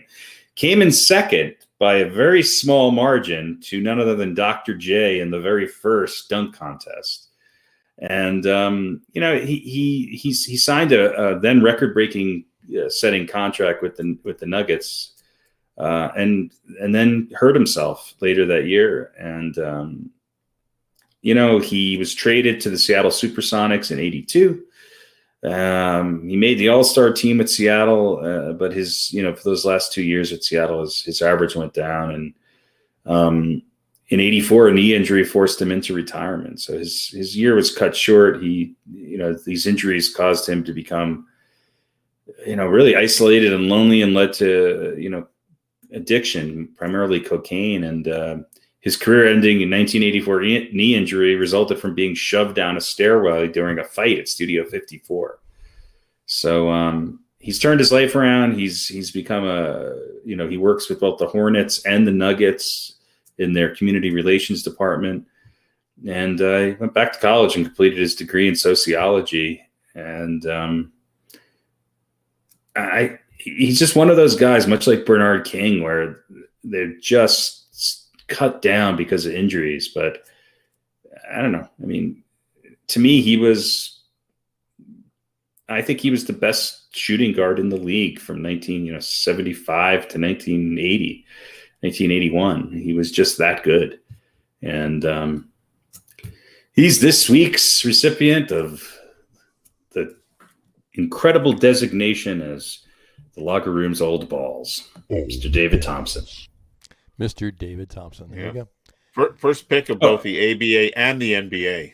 Yeah, and he's one of only 6 players to score 70 points in an NBA game. In fact, he scored 73 points, which he thought would get him to the scoring title. And then George Gervin scored 63 points later that night and won by, I think, a percentage point. Yep. So pretty incredible. Pretty incredible. There you go. Well, that is our old balls, and it wraps up the NBA for this week. At this point, we're gonna do a few other things. Let's jump into just a couple of minutes of Major League Baseball. Wanted to touch on the Lindor issues in the contract. I want your opinions really quick. He's hitting right now, Francisco Lindor for the Mets, 342 with 7 hits, 4 home runs, and 11 RBI. And that's over the course of 12 games that the Mets have played in spring training. It's terrible. It's a terrible, terrible trade. Get rid of him. No need to. Now, I just want to point one thing out too. He's in the last 6 games, so not the first 6 games he played, the most recent 6 games he played. He's hitting 476 with those same 4 home runs and 11 RBI. So, he's heating up right before the season starts. He's heating up before the season starts. So, yeah. Are they going to sign him in the next week? Because he's said before that once the season starts, he doesn't want to do anything, and he'll go free agent. I don't think they will. I think they should. They definitely should. I agree. It'd be stupid not to. The number seems to be right around 325. That's what the number seems to be. Whether it's 10 years, $32.5 million a year, or some sort of a sliding scale, or maybe they give him an 11th year. He's 27, right? Yeah. So, well, look, if they don't sign him and he walks at the end of the year or goes, he's a free agent, so and he goes somewhere else, then obviously it will be a huge mistake. Yep. If they either sign him or they sign him either before or after the season, well, then something tells me they're going to sign him. Something tells me they'll pull something out and they're going to sign him. I think something tells me they're going to sign Lindor and Conforto before next Wednesday. So we'll see what happens. And on a Yankees note, Kluber pitched well yesterday. He's pitched fairly well 3 2/3 innings. Preseason. 3 2/3 innings yesterday. Gave 3 hits, 1 unearned run, only 3 walks and 3 walks, but he had 4 strikeouts. So better than was expected. But anytime he doesn't break his arm throwing a pitch, that's considered a good out. Hey. Well, I'm just saying that's what happened last time. Exactly. Yeah. And Justin Wilson is hurt now. He had some soreness or whatever. I'm not sure what the injury was, but his ERA prior to leaving the game the other day was just a pretty low 23.14 was his ERA. So that was my career ERA in the majors. It was your career ERA in the majors. Yeah, it was a short career, but an ugly one to boot. You faced one batter, didn't you? No. It was 4 batters. Four batters. Yeah, gotcha. And I managed to get up to 23. It's one of the highest ever in league history. I'm pretty proud of it. But it was only after that I realized that lower was actually a better thing. I thought the higher the number, the better, because that's how things go. But I was mistaken. I gotcha. The Judge is hitting 235 right now. He's 8 for 34 with no home runs. Question for both of you, more so for Harry, but both of you. What's going to be a bigger issue this year? The Yankees pitching or Judge and Stanton staying healthy? Well, Stanton, they announced the other day, is not going to play in the outfield anymore during spring training for the New York Yankees. Right. Now, how much is that going to extend into the season? Well, probably. Well, I don't know. He could hurt himself swinging the bat too, right? Didn't he have rib? He can. He doesn't have to be in the field to get hurt. Look, when he was healthy last year, he did fairly well. I'm going to reframe the question. What's more important, the Yankees pitching or Judge and Stanton playing well? Healthy. The answer is the Yankees pitching, because as much as I really like Aaron Judge, and I think he's an incredible player, I think pitchers have finally figured him out a little bit. He's very Dave Kingman-like. Strikes out a lot. Can hit the ball 7,000 yards. I mean, he's that good. Pretty damn far. But I don't have as much faith in it. Look, if the Yankees, if Kluber can have a great season, if Cole can just be Garrett Cole, if Devi Garcia can pitch, if they can get Severino back and Herman pitches the way that he has been pitching, the Yankees starting pitching is looking okay. I think it's going to really depend on Severino coming back and not being a nutcase and being able to pitch in tough situations. Right. I hope that I hope that he doesn't load the bullpen up to the point where because the Yankees bullpen last year was a bit of an enigma. It was a bit of a problem. Everybody said, they had the best bullpen in baseball, I think they have to get innings out of their starters. Yep, definitely. Well, and I think they're okay, because if an Aaron Judge gets hurt or is not playing well, they've got people who can fill in that role. Either as a DH or an outfielder. I still hope Mike Tauchman makes this team, because I think he's one of the better outfielders in the league, and he's fighting for a position spot. James Talon, is he going to be a starter, or is he going to be in the bullpen? Jordan Montgomery, I don't know, but I think they'll be okay. I have no faith in Aroldis Chapman in a big game. And Britton, we all know, is fighting injuries. So it's going to be Lasaga and Sessa and all the usual culprits to see if they can make up the difference. But if in the outfield, you can create runs with Frazier and Gardner and Tauchman and Wade and Hicks. Sure. I mean, and if your pitching is doing well, you can create enough runs to win. Right. You don't need, a late inning, three-run home run to kind of bail you out. Well, if your pitching is good and your defense is good. And that was their moniker last year, though. I mean, Tyler Wade's having a hell of a spring. They're finding out that Gio Urshela can play shortstop. They got LeMahieu signed. Luke Voigt can play first or be a DH, and then you got what's his name, Bruce, who is he going to make the team? So I think it's their pitching. It's their pitching. It's pitching. We're going to talk. We're going to talk more about that. We're going to go a little bit more into detail with both the Mets and the Yankees this Friday. Pay attention to the posts. We'll be doing two different podcasts: a Mets corner and a Yankees corner. They'll be about a half an hour each. So you want to check those. We'll be doing both this week, and we'll dive into the where they stand right now, both teams before the start of the season.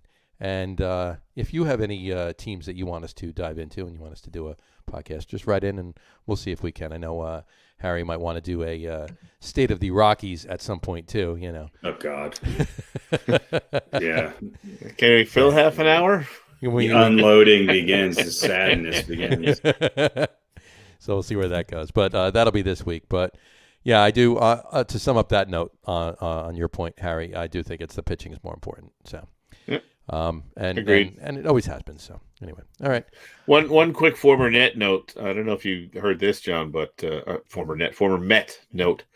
Ahmed Rosario getting a tryout in center field for the Indians. I don't know if you heard that. But I did not hear that. No. Apparently, Jimenez is trying to cement himself at shortstop, and that's an obvious one. So. Right. But they were like, "What are we going to do with Rosario?" I guess he's playing well enough. They want him on the team, so they were trying him out in center field, and he had a pretty disastrous game. I guess this was I don't know, probably 4 or 5 days ago. I heard the story. A couple of errors and So it wasn't an experiment that was going well, but right. I feel a little bad for him because it was so highly touted. I mean, it was the number 2. Yeah. He was behind. Was it behind Gleyber Torres? Right. He was number 2. Prospect in the league back in the day behind Torres, and for his career to go awry that quickly. I mean, he's still a young kid. But, yeah. Well, look, at least Cleveland is trying to find a spot for him, so they believe in him. So that that's good. But then again, you kind of go, what happened to the Indians that they're trying to put up in Rosario in center field? I'm sure he's not going to start in center field. So my guess is he would come off the bench and play. He wouldn't be a defensive replacement. It would be a bat, and then if he had to stay in the game, right. Which looking at his early part of his career, you wouldn't think, well, he's not a guy who's coming in for a bat, although he had a better season last season. Maybe to bunt or pinch. Pinch run. Yeah, maybe. Pinch run. Maybe he's a great outfielder and pinch runner. Pinch runner, and then we'll stick him in the outfield. But, but he's young. He's still young. Yeah. He's got look. If he's a good athlete, and if he can develop those skills, then who knows? He might end up, being out in center for the next 15 years. I mean, there's so many professional baseball players because of lights out center field. There's so many baseball players in their 7th season who've learned how to hit. There you go. Sure, and play a new position. Right. Can't you imagine? Why not? What the hell? Well, but that's the thing. He's not a natural at it. We know that. So, if it's going to happen, it's going to take a lot of work. Yeah, I'm sure it will. No. I mean, let me ask you guys: Do you think Jay Bruce will make it on this Yankees roster? I think Bruce might be good enough to get on the roster, and then he'll do next to nothing after the first month and a half. Well, he'll be. I think the Yankees should. I mean, I like Jay Bruce, but I think Tauchman's a better roster spot guy. I like Jay Bruce too, but he always ends up being a disappointment. He is, and I think he can opt out of his minor league contract if he doesn't make this team, which tells me that he could be available for somebody else. Yeah, maybe he can be picked up by the Rockies. Yeah, play little ball. that would require. Yeah, he'll have to pay them $30 an hour to play and clean the stands. Yeah, let me play ball for you, and I will clean up the concession every day. Yeah, the Rockies. I'll sweep up after the game. Right. I'll take out the trash. The Rockies. I mean, consistently, the Rockies have always had they've developed players really well. They just developed them for other teams. Yeah, develop them and send them away. Yeah, that's it. So. Oh, geez. All right. Well, more hilarity and information on Friday night. I'm sure we'll touch on some other teams as well. But it's going to be a Mets Corner and a Yankees Corner, 2 separate podcasts on Facebook and YouTube. So look for that. We'll post simultaneously. They're going to be 2 separate ones simultaneously. We're going to do at the same time. We're going to split ourselves. Yeah, it's going to be amazing. You got to check it out. There's going to be 6 of us on the screen at the same time. Exactly. You got to pay attention, or you're going to get lost. Right. So. But we'll see how that goes. All right, let's shift it over to a little NFL really quick. Giants signed last week. They signed Kenny Golladay to a 4-year, which was a mistake. 4 years, $72 million. Oh, really? I thought we were going to agree on something. I was going to be all pro Giants. Do you think he's worth that? I mean, I'm interested. I don't think he's. I don't think he's worth $72 million for 4 years. But I think it's the first time the Giants have signed a veteran receiver for a lot of money. You know what though? He's a tall. It reminds me of them going out and getting plaques for Eli. He's a tall, downfield, younger deep than threat. Plex was. Yeah. Younger than Plex was. Tall, downfield, deep threat for Jones to hit. Good hands. How many years did he sign for? 4 years. 4 years, $72 million. Maybe he'll be here when Daniel Jones is gone. So, they're trying to put the pieces around Daniel Jones. This is the make or break year for him. They obviously believe in him, and they're going to throw tools at him. Right? That's the equivalent of trying to put together a runway show around me. Well,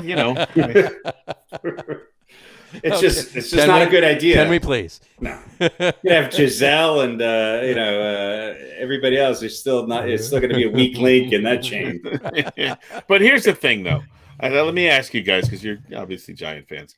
I think the Giants have done a pretty good job with free agency this year. I agree. They have filled their needs, a number of their needs, right? With decent quality players. They've done what Steve Smith said they did. They're thrift store shopping, with the exception of Golladay. But my point is that now when they're picking better pieces. When they go into the draft, they may be in that position where they can take whoever the best player is, regardless of position. If it's a real high quality, or at least, projected to be a real high quality pick, they can go, yeah, we'll take that guy because we don't need to take X and fill that need. They can take the best guy who's on the board when they're drafting. And I think that's an will they pick the best guy on the board? Well, yeah, that's another question. They set themselves up to have that ability. Any chance Pitts is still available in that spot for the Giants? It's possible. I'm hearing a lot of talk about him and the Jets now. I know, but that would be a good fit for them. Now, the conservative, unexciting choice would be to get a really good offensive lineman.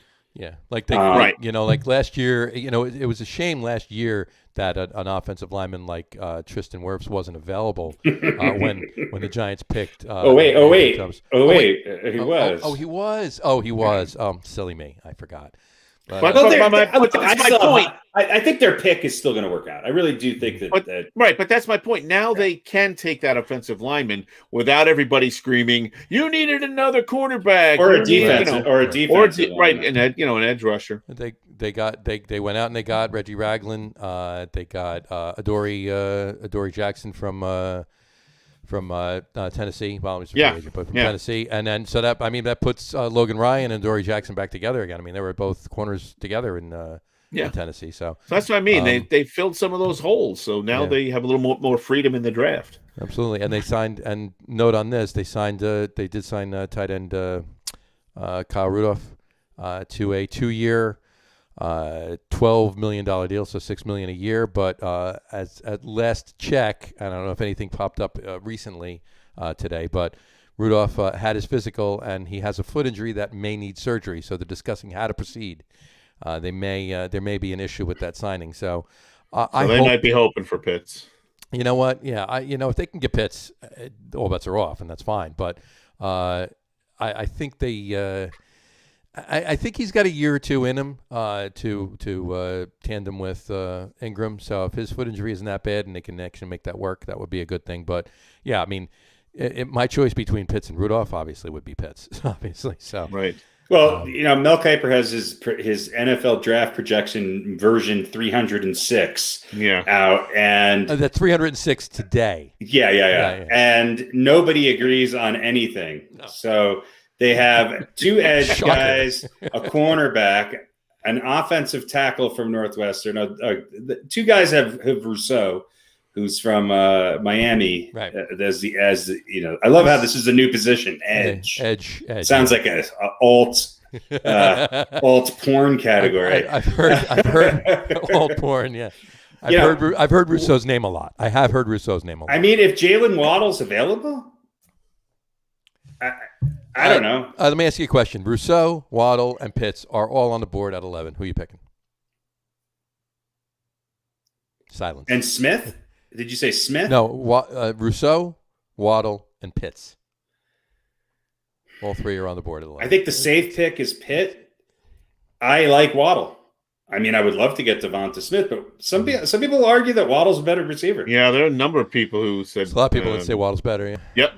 I have a feeling that Waddle, Pitts, and Smith are all going to be gone by 11, but that's just. I don't know. Again, how much stock do you put in the experts?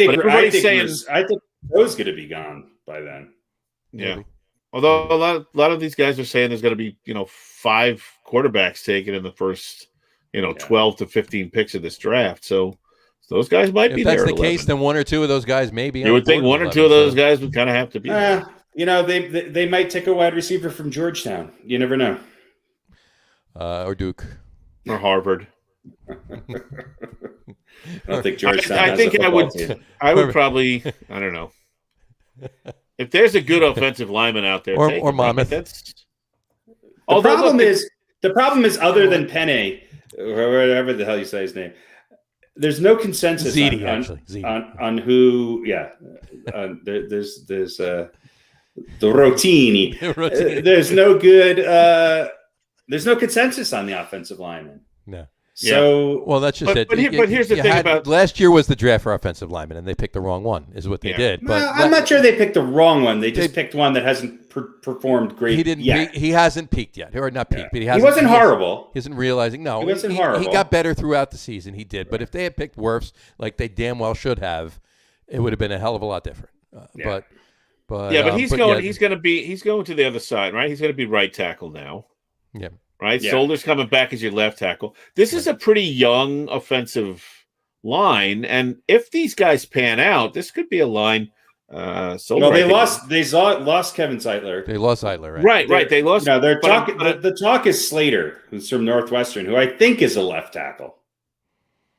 Mm-hmm. Okay, but my point is that the rest of the line is pretty young, and if they do pan out, they could be together for a while. This could be the beginning of one of those, a good offensive line that stays together for some time, but it might be kind of rough for those first couple of years. What intrigues me is the fact that Pat Flaherty's back in the fold. I mean, he's just a consultant, but he's back in the fold. And what's his name? Oh, God, why am I drawing a blank? The guy they got from the Patriots. Is he back at all? Is this? I mean, is he even in the discussion? Solder? I think he's coming back to play left tackle, right? So is he the starting left tackle? Yeah. Well, as far as I know, that's what I mean. He's going to be the starting. They then why? Then why are you drafted a tackle? I don't know. Solder's also 32. Yeah, I think that would be the reason. Yeah, and depth is always a good thing, and maybe you can kind of groom somebody to be there. You could never have enough good offensive line, but imagine Galloway and Waddle. With Shepard lined up in the slot. I could go out there and fucking throw more touchdowns than Darnold did last year. I still think that Slayton's going to have. That was the sophomore slump, I think. Good. Yeah, keep him. We'll have all of them because the Giants have always. The only reason why I like receiver is the Giants have always been good at drafting receivers. They haven't really been great at drafting anything else but receivers. Right. And so I like Waddle. I would go with Waddle. Of those three, we said Rousseau, Waddle, and Pitts. I would go with Waddle. What is Rousseau? Defensive end. Yeah, he's an end. Yeah, he's a defensive end. Plays probably better at a 4-3 than a 3-4. Mm-hmm. Yeah, so, if Waddle, if you think Waddle's going to be great, load up the offense, man. Yeah, and then maybe Rudolph gets healthy. Then Rudolph could fill in as that tight end. You don't need the Giants also. But you're going to need the line that's going to give him time to pass, and also that's going to open holes for Barkley. The Giants also have that other tool that they can use on offense called Saquon Barkley. But you're going to have to open some holes for him. But your offensive line is going to have to be pretty good at either run blocking or pass blocking. I venture to say if the offensive line was better than it has been over the last couple of years, Barkley would have never gotten injured 2 years ago, much less last year.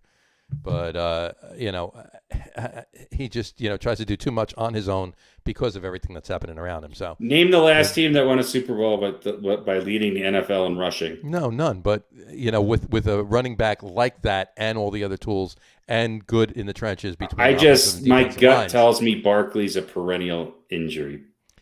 Well, let's hope not. We'll see. I hope not. But you're right.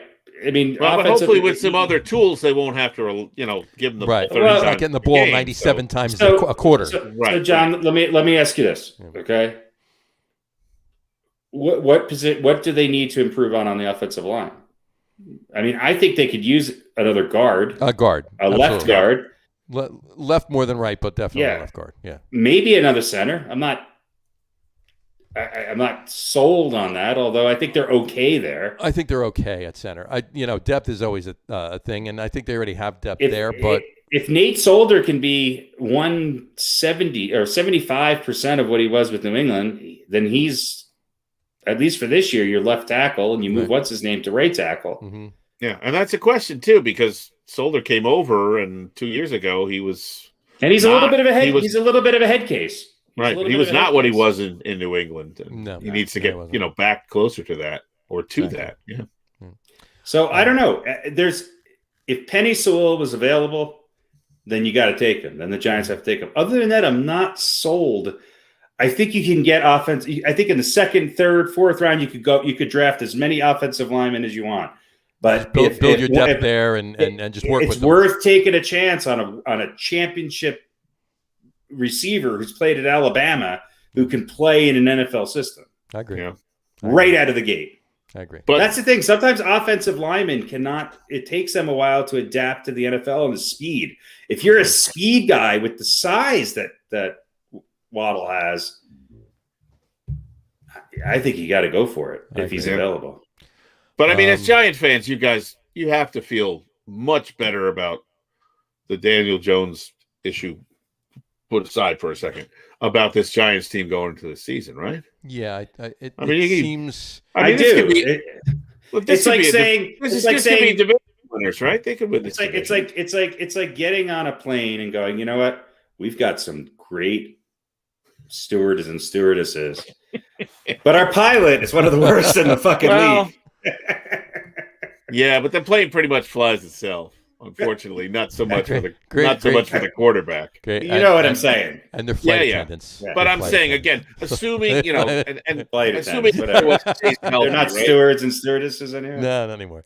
Oh, whatever. Fuck that.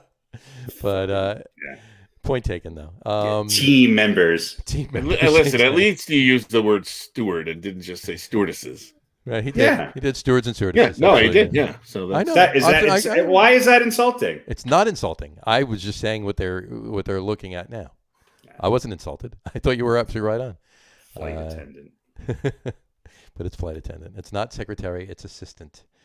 Unless you're Secretary of Defense, it's good enough to be Secretary of Defense. Well, then I think that's going to change. Not a secretary. Assistant of Defense. It's going to be. Oh God, that would be terrible. Or flight attendant of Defense. Congress voting on Assistant of Defense. That just doesn't. Anyway, somebody please give me the weekly update of what I'm allowed to not allowed. Only thing worse than that is being the Under Assistant of Defense. Yeah, Under Assistant. You don't want to be that. You do not want to be that. Let's move on to Jets for a second. Corey Davis. One thing on the Jets. Custodial influencer. There you go. I like that one. Assistant custodial influencer. No. Secretary of custodial influencing. You can't be an assistant anything. Remember, I'm the assistant to the assistant. Yeah, assistant to the assistant. Yeah. Secretary of custodial influencing. That's right. There we go. Corey Davis said that he came in with the thought that Sam Darnold will be the quarterback. Going forward. What happened to? I guess that's it. I guess he was upset, and he's done now. Apparently, StreamYard was like, "No, that was too sexist. You're out. You go sit over in the corner and think about what you said for a while, young man." Where did Harry go? He's got to be back soon, right? Yeah. StreamYard's telling him, "Sorry, you're out, pal." He'll be back. He'll be back. Davis, they're saying he let the cat out of the bag, and he's saying listen, with everything that's going on with Deshaun Watson. You know what? That's what I was going to bring up, and I really want to get Harry's take on it too. But what do you think about this? I mean, you know what? There's some rumor going around that Deshaun Watson actually started this campaign, if you will, to try and get Houston to say, "Oh, we don't want him anymore. Yeah, get out of here."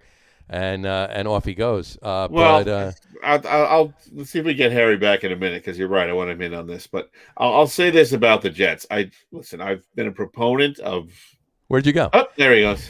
There he is. Sam Darnold being the quarterback. Welcome back. Yeah, we were just about to talk about that.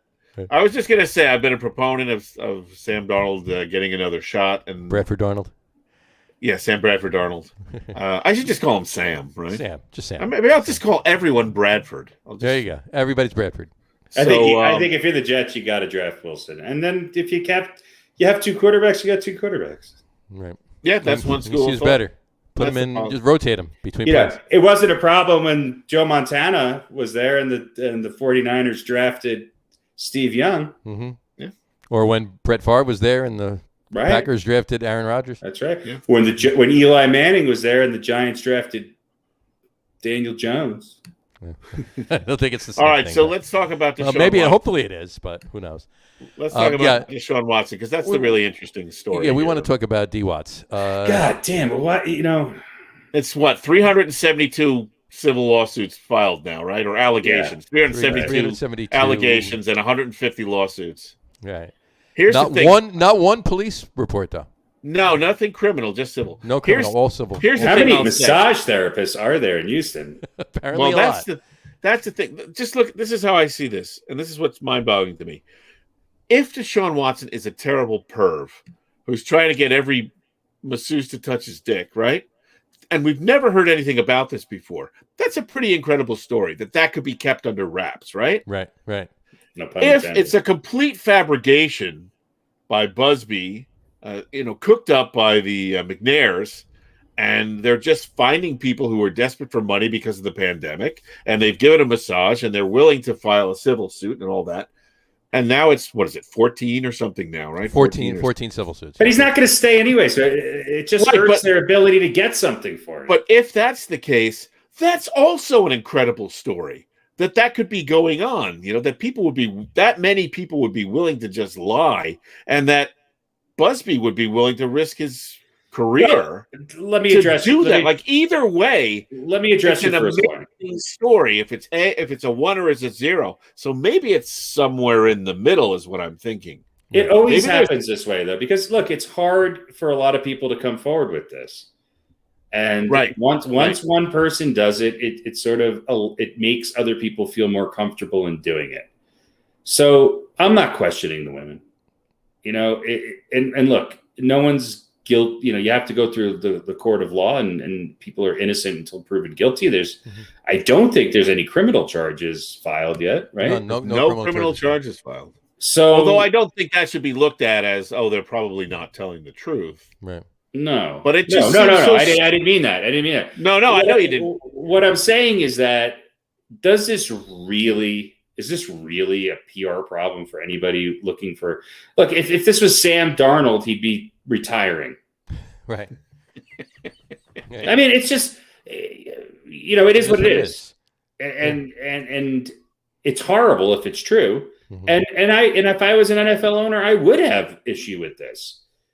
But the reality of it is that it seems like really odd timing. But maybe it's just because he has been in the news and he has been sort of demanding his way out of there. And somebody finally said, "Hey, I think you should know what you're dealing with." It's odd timing, and the source, the lawyer, that's kind of odd too, being the McNair's neighbor and all that. But I haven't heard anybody from the NFL or no one's talking about this. Number one, it's not a topic. Why is this sort of being swept under the rug? Explain that to me. I think in large part it's because it's not criminal, at least not at this point.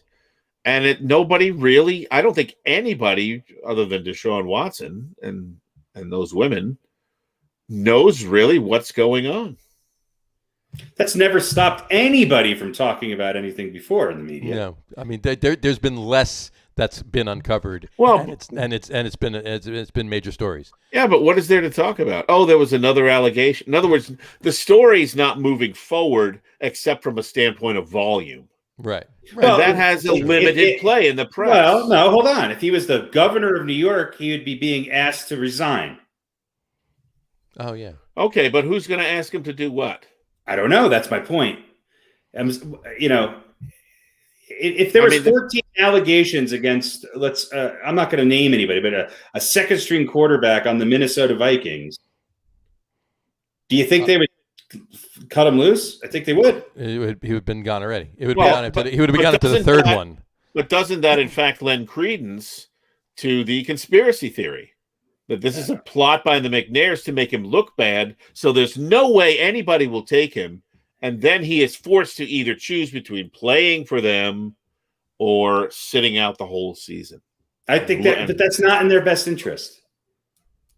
Trading him is in their best interest. Right, but they seem determined not to do that. They do seem determined to the point where they don't even care what happens to the Texans as long as he doesn't get out of there. There's no statements, but he hasn't released a statement to the best of my knowledge, has he? I mean, when the first one came out, he said, "I equivocally deny it," and haven't done anything like that. Yeah, I don't know. I think it's.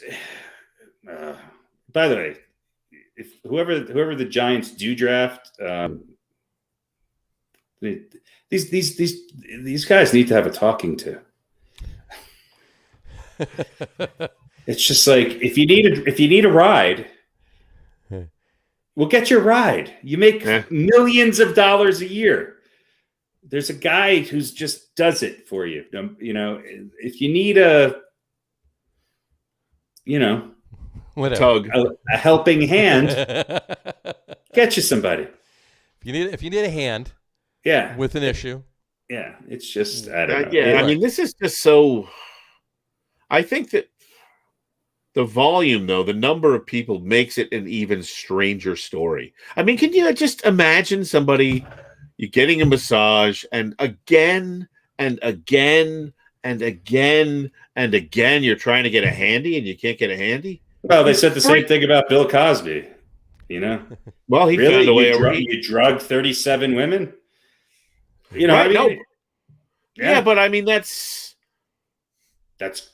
charges where but to your point, why did it take so long to come out? It seems so odd, like in either situation. It's because women feel pressured and threatened not to say anything, and then when one does finally come out, it opens the door. No, I'm not disagreeing with any of that. It's just, I mean, you would think somebody would have spoke up at some point. I think this is a little odd for it to be a conspiracy. I also think that it's something that is just probably the biggest question mark hanging over the future of this next NFL season. Yeah, I mean, this is really big for a lot of. This is really big. Yeah, right. And now it's at the point like, will he ever play again? Right. You know, I mean, how does Houston take him back if he says, "Okay, I'll stay. I don't want to go anywhere. I'm in Houston. I'm here for the."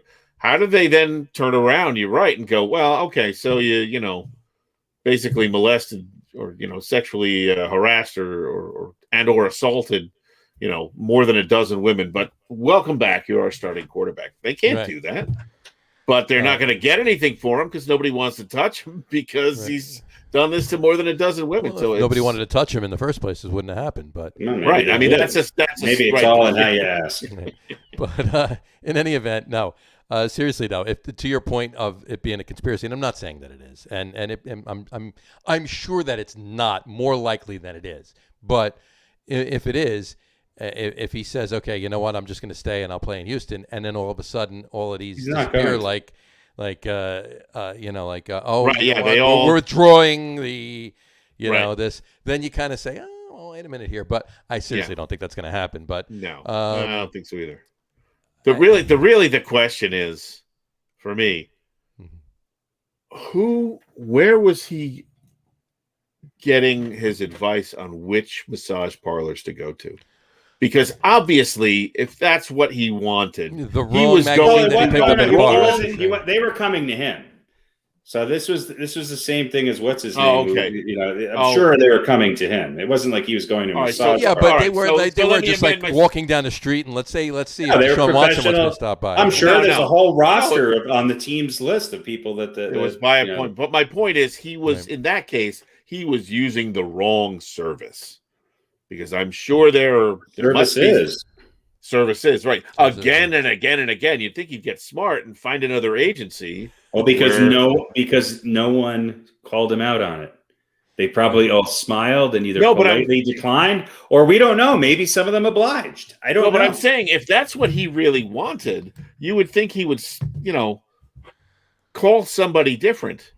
The masseuses from agency A are not doing what I actually want them to do. Maybe I'll try somebody else. You know what? You can't speak to his mindset. You can't speak to what he was thinking.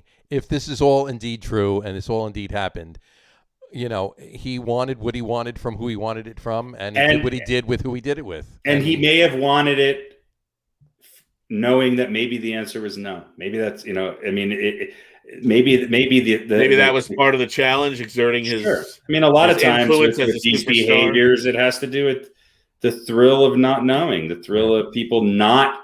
Or maybe being. I mean, like, want to call a place that he knew it was a sure thing. Right. Not consensual. Right. Like, how much of a fucking weirdo perv do you have to be where part of what gets you off is corrupting someone? I'm not going to comment on that. But yeah, I mean, look, the big part of this entire Me Too movement has been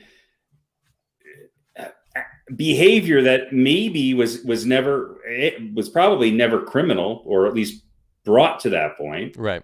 And it was under wraps for years and years and years until, bam. Look at the Louis C.K. as an example. Look at a lot of these situations where it does come out in droves. Mm-hmm. I have a feeling that Deshaun Watson is going to sit out this year. I can't say you're wrong. I can't, because I think he would have been traded already. I think Houston was listening to offers and was not getting anything for what they wanted. Look, in their position, they have one of the top 10 players in the NFL, maybe higher. I don't know. Let's just use that as argument's sake. And they were not being offered what they felt was fair compensation, which is why they dug their heels in. Right. Now, maybe you're right. Maybe some of this might have been coerced to go forward. Not saying it's not untrue, but I think his future is sitting out this year and hoping that this is water under the bridge and that he'll take his chances in a year. I think that's what you're going to see. Just pulling up something here. Yeah, it's very odd, and it's sad. If it's true, which I'm going to assume, there's some validity to this. Yeah. Then I think it's sad. I think it's unfortunate, and I think that it has to go through the proper channels of seeing whether or not this was, a behavior that's detrimental to the team and deserves either discipline by the team or by the NFL, mm-hmm. and B, if this is a criminal act, if this does fall into a criminal activity. Right. I don't know. That's the thing. If there's look, it's a common misperception that, and we get this from TV, right? Where you see the detective and you see the young girl and the detective is going, if you don't press charges, we can't do anything. That's right. Bullshit. They can press charges if they want to, even if the victim says, I don't want to press charges. Right. They usually respect those wishes. But if there's something seriously criminal going on, they don't need the victim's permission to press charges. I don't know in Texas what the law is. I don't understand. Different states, yeah. My point is that criminal or not, it should be dealt with. I agree, but my point is, generally speaking, they're not bound by a victim saying, no, I don't want the law to proceed. Because, and so the reason I'd say that is if nothing criminal comes out of this, right. it muddies the water even more. Right. It gets harder to believe in toto all of these allegations. Not that none of them ever happened, but it kind of, to me, it casts kind of a shroud over. Well, maybe some of them were coerced. Maybe some of them are 100% true. But if they don't find anything, I think the number is just so extreme that I just don't buy into the coercion or, conspiracy theories. I just think it seems impossible that you could get that many people to come forward and lie. That's why I was saying it might be somewhere in between. There might be a couple or a handful of incidents where this happened, and maybe Busby found, a bunch of other people who wanted to cash in. That's all speculation. It's all speculation, and who knows? But I'm sure, eventually, and probably much sooner than later, something, whatever way it's going to go, is going to come out of this. Whether it's just a matter of him being, suspended by the NFL or the Texans, or nothing happens and he gets traded, or he's going to be suspended for a year. Yeah. But look, listen. The investigation could take a year. Yeah. With that many incidents to go over. And that's another question too. If there are no criminal charges and this is all civil suits, are there suits? I don't even know if there are suits. There's civil 14 suits. Yeah, 14 filed civil suits. Yeah. But there's no criminal charges or whatever. If it remains that there's no criminal charges, how can the NFL, or for that matter the Texans, suspend them? Well, they can suspend them just based on. Well, if they investigate, and they think that he did it, and they come to the They conclusion do their that he own did it. investigation, I guess. Right, That's through their what- own yeah. investigation. Yeah. Right, I mean, right. look at the Melvin Brooks scenario. I mean, there was no criminal charges filed. He was arrested for DUI, Mhm. but we don't know what the issue is going to be. But there's no formal charges being filed. Oh, But the, the Broncos and the NFL will probably act on it. What about the safety from the Giants last year? Got arrested for armed robbery down at a party in Florida. The Giants cut him because he was arrested, and then it comes out that it was a hoax and nothing actually happened, and he wasn't even there. And but they already cut him at that point, So And he went to the Patriots and intercepted the ball in the Super Bowl to win the game. No, no, he didn't do that. Wrong guy. But it all just proves to me. Can't we get Daniel Jones out of the house more often? We'll take him to dinner one night. I don't know. I don't know what the answer is on this one. It is a sad sad and item. odd story. It's sad and odd. Yeah. Very odd. I mean, let's get to the bottom of it, and we'll hopefully see how things will rectify itself. We'll see how things go with that. All right. One other thing to wrap up the show. Let's discuss the tourney for a second. Maybe the strangest NCAA tournament ever. Let me throw two quick things at you, and we can talk about one of you got some hockey stuff. No hockey. Football stuff. Thursday night I'll football. put the crawl back on here. Thursday night football starting in 2023 is going to be on Amazon Prime. Yes, I did. Although apparently they're going to say it's going to be on Wednesday nights. Thursday night football is moving to Wednesday afternoon. They're going to show the games in the local markets for each week. So it's a national game on Amazon, but it'll be on Amazon Prime. The local network stations will have it, and Monday Night Football is going to be on TikTok. Yeah, it's going to to series of 8 seconds. Each play is going to be its own clip. Mm-hmm. From a phone, though. Yeah, right. No, it won't be professional. Nobody wants to watch it on television. Fuck that shit. So, but we could talk about the TV contract because it's huge. It is. We can talk about that next week. Do you think Amazon's made any money this year? I don't. Maybe. I'm surprised they didn't buy the whole league. $1 or $2. They should just buy the whole league. I ordered a crate of goats when that podcast started, and they just dropped them off. Pretty sure Amazon could buy all. I'm pretty sure Amazon could buy the entire league of the MLB, NFL, NBA, and NHL right now. Yeah, probably. But and one quick moment of this is awkward. Michael Brockers, a former defensive end for the Rams, has now been traded to the Lions. And so he's going to play with Jared Goff. And when Goff was traded to the Lions, Michael Brockers had some not so complimentary things to say about Jared Goff. Now they're reunited in Detroit. So reunited in a shit. Oh yeah. Yeah. He dissed Goff and praised Stratford. Yeah, so happy to have Stafford.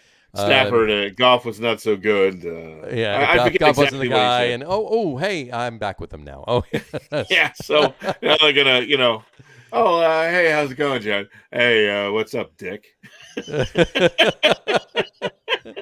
So I just thought I'd bring that up. I thought that's pretty funny. Yeah, that falls under. What'd you say? That falls under the that's gotta hurt. Moment of awkwardness. Moment of awkwardness. A moment of awkward. Yeah. Moment of awkwardness. Karma has sharp teeth, so biting Michael Brockers right in the ass. Right in the ass. All right. Today's moment of Zen. The tourney. Come on, we're back to the tourney. 2 hours and 13 minutes into the podcast before we talk about Upset Mania. Oh my God, what a weird tournament this is. 12 major upsets. Yeah. I think it's great. I think it is. To me, this is one of the best tournaments ever. 12 major upsets, and I think I've watched a total of 16 minutes. Oh no, I haven't watched any of it. No, I've probably watched about 45 minutes of it. I watched a little on Friday. I watched a little on Saturday. I watched Sunday. I watched most every game on Sunday. Yeah, I watched a lot on Sunday. Right. Here's the question I want to pose. Talking about the Big Ten, they had 9 teams. 8 of them are gone. Right? Supposedly they were the strongest conference in the tournament, right? Had the most representation. Yep. I heard some of the pro pundits saying that this was like one of the strongest Big Ten conferences in the history of the Big Ten. Mm-hmm. And they've gotten wiped out 7 and 8 altogether, I think, in their combined in the tournament so far. Here's my question. Were they overrated? We were talking a little bit about this with hockey. No non-conference games, playing in a bubble. Exactly. You only see them not enough. We haven't seen them play anybody else, and now they're getting their ass. Not enough interleague play and not enough games played for a lot of these teams. And I think COVID had a little bit to do with it, obviously, with some of these teams. And I just think that it's been one of those years where they were picking and ranking teams based on the least amount of information they've had in a very long time. Now, having said that, you got 1-4, 2-11, and a UCLA team that a lot of people had up and coming. Yep. You got a middle of the pack 6-7. You still got one with Gonzaga, who is still the odds-on favorite to win it. Yeah, Oral Roberts is certainly a giant surprise. Unbelievable. Baylor and Villanova, it's still there. A lot of people pick Villanova to get to this far. It's this region is the craziest when you got an 8 with Loyola and a 12 in Oregon State. And you got Houston and I think an underrated Syracuse that blew through it. Very underrated Syracuse. My pick was Alabama. Out of the gate, I just think Alabama was my kind of as a number 2. I know it's not a big underdog, but I still think they have a good chance of winning this thing. I think that's a pretty good pick. They certainly have looked impressive. And did you guys know that Oral Roberts had the number 1, the nation's top scorer on their team? Yeah, I didn't know that before today. Really? And Baylor has the best mullet ever since. I heard Charles Barkley today. He was wins the mullet award by far. You kidding? I heard Barkley on the talking about how he felt like in their first couple games, Oral Roberts had the 2 best players on the court on their team, and I don't remember what their names are, of course, but but again, this is a case of a team that doesn't get national attention and doesn't play in a big time conference and has quality players. So interesting story. I'm thrilled with all the upsets. Now here's my other question though. Now that there were so many of these early upsets, does it make the rest of the tournament more predictable? Because you got to figure some of these kind of Cinderella stories are going to peter out eventually. No, right? because or does all the COVID and maybe the possible misranking kind of make it anybody's game? Sure. There's only really one Cinderella, and that's Oral Roberts. I mean, you could say Oregon State. Okay, there are 12. Syracuse is an 11. Syracuse, yeah. But again, these were teams that didn't have. They're starting to play well against teams who maybe were slightly overranked. But I still think, look, we have schools. When was the last time Houston was a number 2 seed? Right. When was the last time Baylor was a number 1 or Villanova? You got Arkansas, right. Gonzaga is finally. I mean, they've been the so-called surprise team for 25 years darling, now. Yeah. And but I think I heard playing another great team in Creighton. Yeah. So I mean, I think I heard today the average seed was 5 point something. Yeah. At this remaining in the tournament now, was 5 point something, which is like one notch higher than it usually is at this point. Mm-hmm. So, and look, you have an 8 and in Loyola Chicago. Is that who they are? Loyola Chicago. Illinois. Loyola Chicago. Illinois. They're an 8, or like you said, Oregon State is a 12, and you've got a 6 and a 7 in. I'm looking at the wrong bracket here. But only USC and Oregon. USC and Oregon. So only one number 1 was knocked out. Right. And that's why I'm saying, do those number 1s maybe have a little bit of an easier chance now? Because you do have, Oral Roberts. Villanova's Michigan, Florida State. A lot of people picked Florida State to make it this far, and a lot of people are picking Florida State to beat Michigan. So maybe I'd say it's 50-50. I think Michigan's, they played LSU. It was a close game. Florida State beat a pretty good CU team, which beat up on Georgetown pretty well. So, I think Alabama's, where they need to be. A lot of people were hot on USC and UCLA coming into this. Oregon's a little bit of a surprise, but not too much. I think Oregon State is a bigger surprise. Yeah. Right. Oregon State's a big surprise. And but I mean, you got 2 11s, you got a 12, you got an 8. Right. You got a 15, a 6, and a 7, and then a bunch of 1s and 5s and 2s and 3s. So again, not drastically different than what you might usually see, but certainly more exciting and some higher seeds. Well, like you said, the Big Ten definitely underperformed. You look at teams like Wisconsin that didn't, but you look at other teams that have traditionally always been good, like UNC getting bounced out, Ohio State getting bounced out, Virginia getting bounced out. Yes, the middle of the pack and a lot of these got bounced. There's also a lot of teams that didn't make it because of COVID protocols. And right. I mean, when was the last time Duke was not in an NCAA tournament? Right. Kentucky, right? Were they not in it? They were not in it. Okay. That's like saying, okay, in this year's NBA playoff, we're not going to have, the Lakers and the Nets. They're just out. Yeah. And fortunately, only one game that was a forfeit because of COVID, at least so far. So that's good. Feel bad for VCU, but sorry. Right. I love how if you look on the bracket, Oregon won that one 2-0. Mm-hmm. That's what it says on my bracket. Oregon, yeah. On the bracket, 2-0. I got nothing. Yeah. My bracket says nothing. My bracket says it's 0-0 or no score listed. No score with all these play-in games too. I felt for like that first weekend of basketball, I felt like there was like 87 games. It felt like 87. I was just like, Jesus, this is incredible. No matter what channel you turned on, no matter what time of day, there was a game on.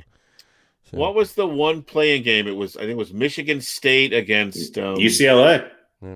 Yeah, and I heard like 17, I think it was, national championships between those two teams. Mm-hmm. And they're playing a play-in game to get into the tournament. So how the mighty have fallen. Mm-hmm. Yep. To me, it's just more fun this way. And I'm a Syracuse fan, so. I mean, Syracuse hasn't been this good since Carmella. It's really. I mean, yeah, that's true. They've had a great story too with Boeheim's kid, Boeheim's son. Yeah. Now he's 21 and Boeheim is 94 though. So how is it? Did you see the clip of Boeheim getting knocked over out of his chair? I didn't see that. No. I think it was a couple weeks ago. He's just sitting there. Bam. But he looks good, Jim Boeheim.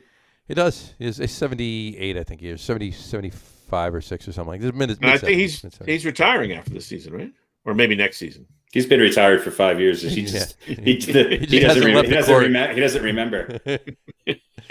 No one's going to tell him. No. Yeah. Just make sure he has shoes instead of slippers on. Kenny Cycley is going to come back and go.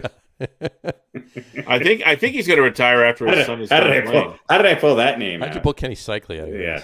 I can't remember where I left my keys. Ronnie Cycley. Ronnie Cycley. His brother Kenny. Right? Yeah. Ronnie was the player. Kenny was the coach. Ron Cycley. Yeah, that's true. Kenny he was the clipboard guy. Ronnie Cycley. During those years. Ron Cycley. Yeah. Ken Ron, the same boring white man name. Oh my God. All right, give me your final four. Ooh.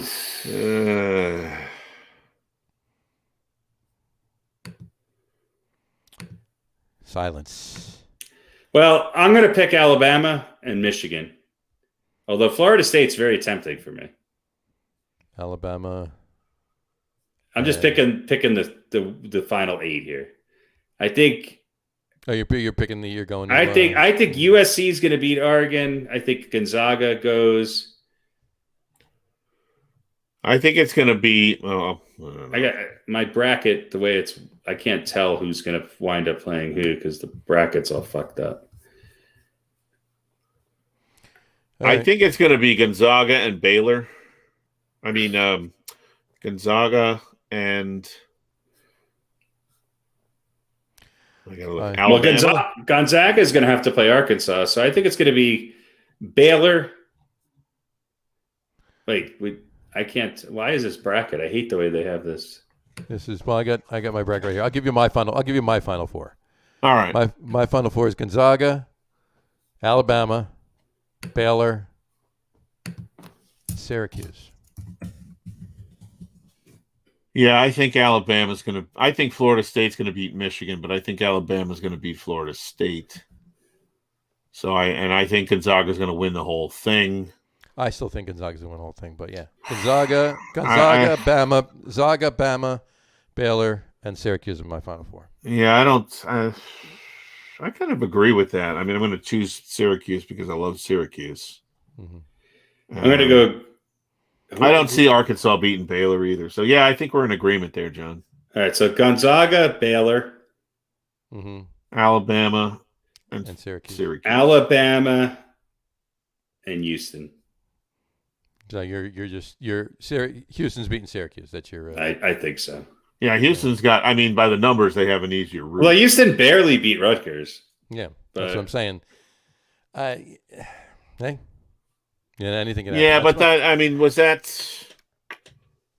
63-60 was that score of that game? Was that Houston playing down, or was Rutgers still in a high after beating? I think Rutgers beat Clemson. Rutgers beat Clemson.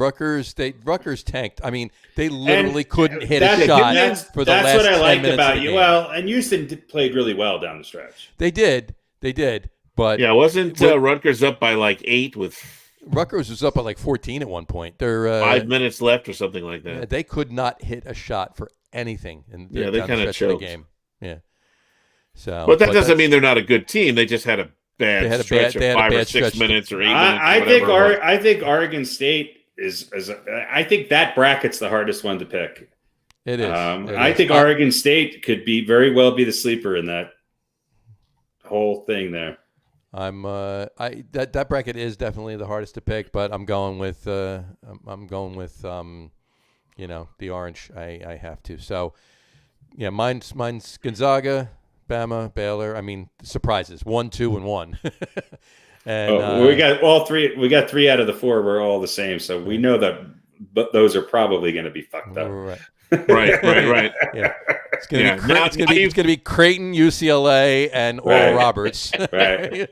Yeah, Creighton and Oregon State, Villanova, Oregon State, and UCLA. Yeah. All right. Let me do opposite, George. Okay. Here's my last trade. So this is probably who's going to win. So it's going to be Creighton. UCLA, right? Yep. Loyola Chicago, and Oral Roberts. And Oral Roberts. There you go. All right. And Oral Roberts wins the whole thing. Oral Roberts wins the whole thing. All right, there you go. Bringing enrollment and born again Christianity led colleges up to an all-time high. Absolutely. On the well, we'll see. I mean, the Final Four is 3 days after our next weekly podcast. So we can change our seven picks that we just made. No, it's. I'm saying it'll be set by then, so we'll know. We'll know where we stand as far as what our picks for the Final Four would be. So, we'll know how wrong we were. We'll know how wrong we were, exactly. Oh, how wrong we always are. And on the other side, on the women's side, I just have to ask: is there any shot for any team that's left in the women's side to beat UConn? That's a couple of years ago. You said the same thing, and UConn the mighty finally fell. But I don't know. They look awfully good. God, he's such a great coach. I honestly think that the UConn women could probably beat the Knicks at some point. Well, I love watching women. I love watching the WNBA and women's basketball because it's some of the best shooting you'll ever see, and some of the best, just fundamental basketball. And I'll tell you what, man, the athleticism, much like every other sport, is just off the charts. Paige Beckers threw a no-look pass last night right onto the basket, boom, for a quick layup. It was like my eyes were, holy crap, I saw that.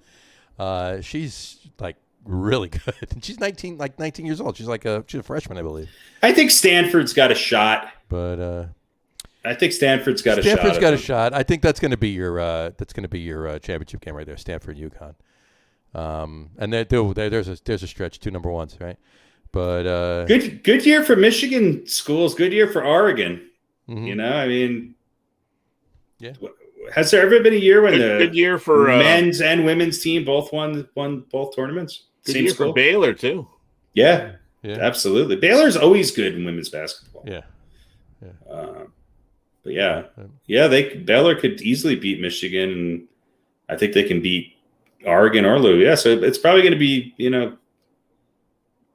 maybe Baylor's going to be – UConn's going to have to go through Baylor if Baylor beats Michigan. So, if they have to play Baylor in the semis and then Stanford in the finals, those are two tough games. It's two tough games. Definitely two tough games. I think they can do it, and I think they will. Well, in years past, they did it with by winning by 30. Yeah. So, at least they've come down to earth a little bit, and there's a little bit more parity in the NCAA women's side. But they beat UConn women beat Syracuse the other day, 83-47. So, there's your 36-point differential there.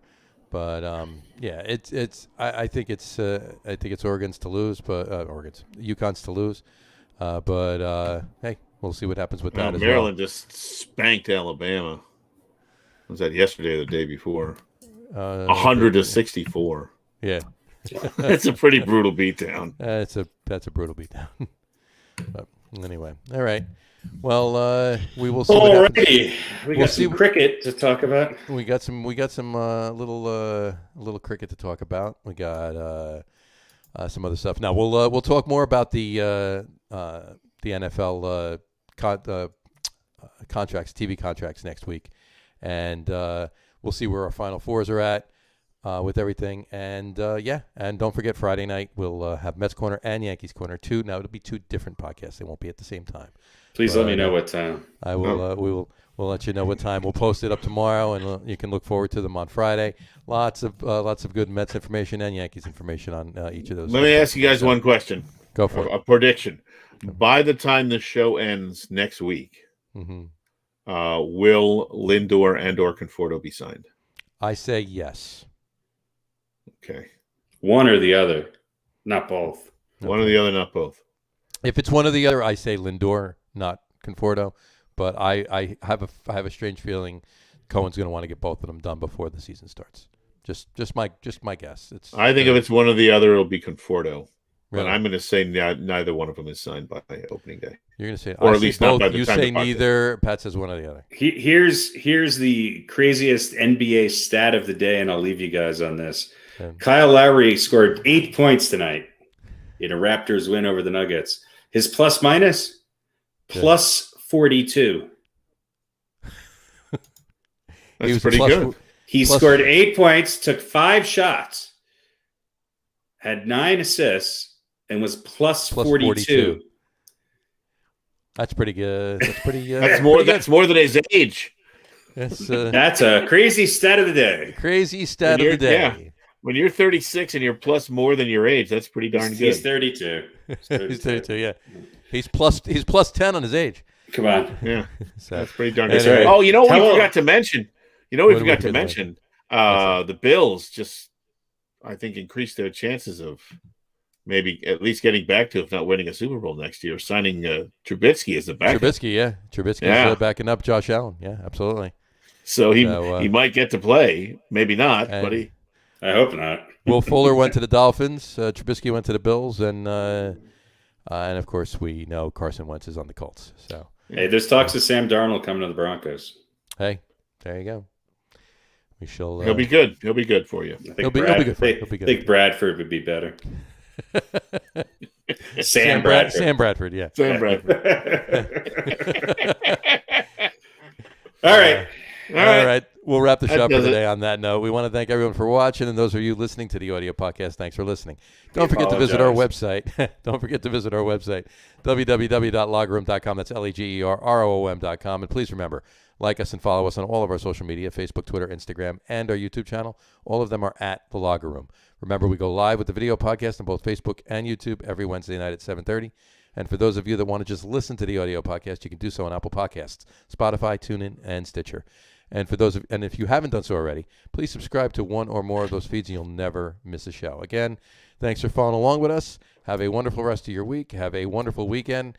Check out any of the spring training games, and of course, this weekend the Sweet 16, and then followed by the Elite 8 the beginning of next week. Check that all out, and we will talk to you soon, folks. Have a great weekend. Cheers. Take care, guys. Nets are down by 15 with 3.5 to go in the first. Sorry, James. Cheers. Go Oregon State.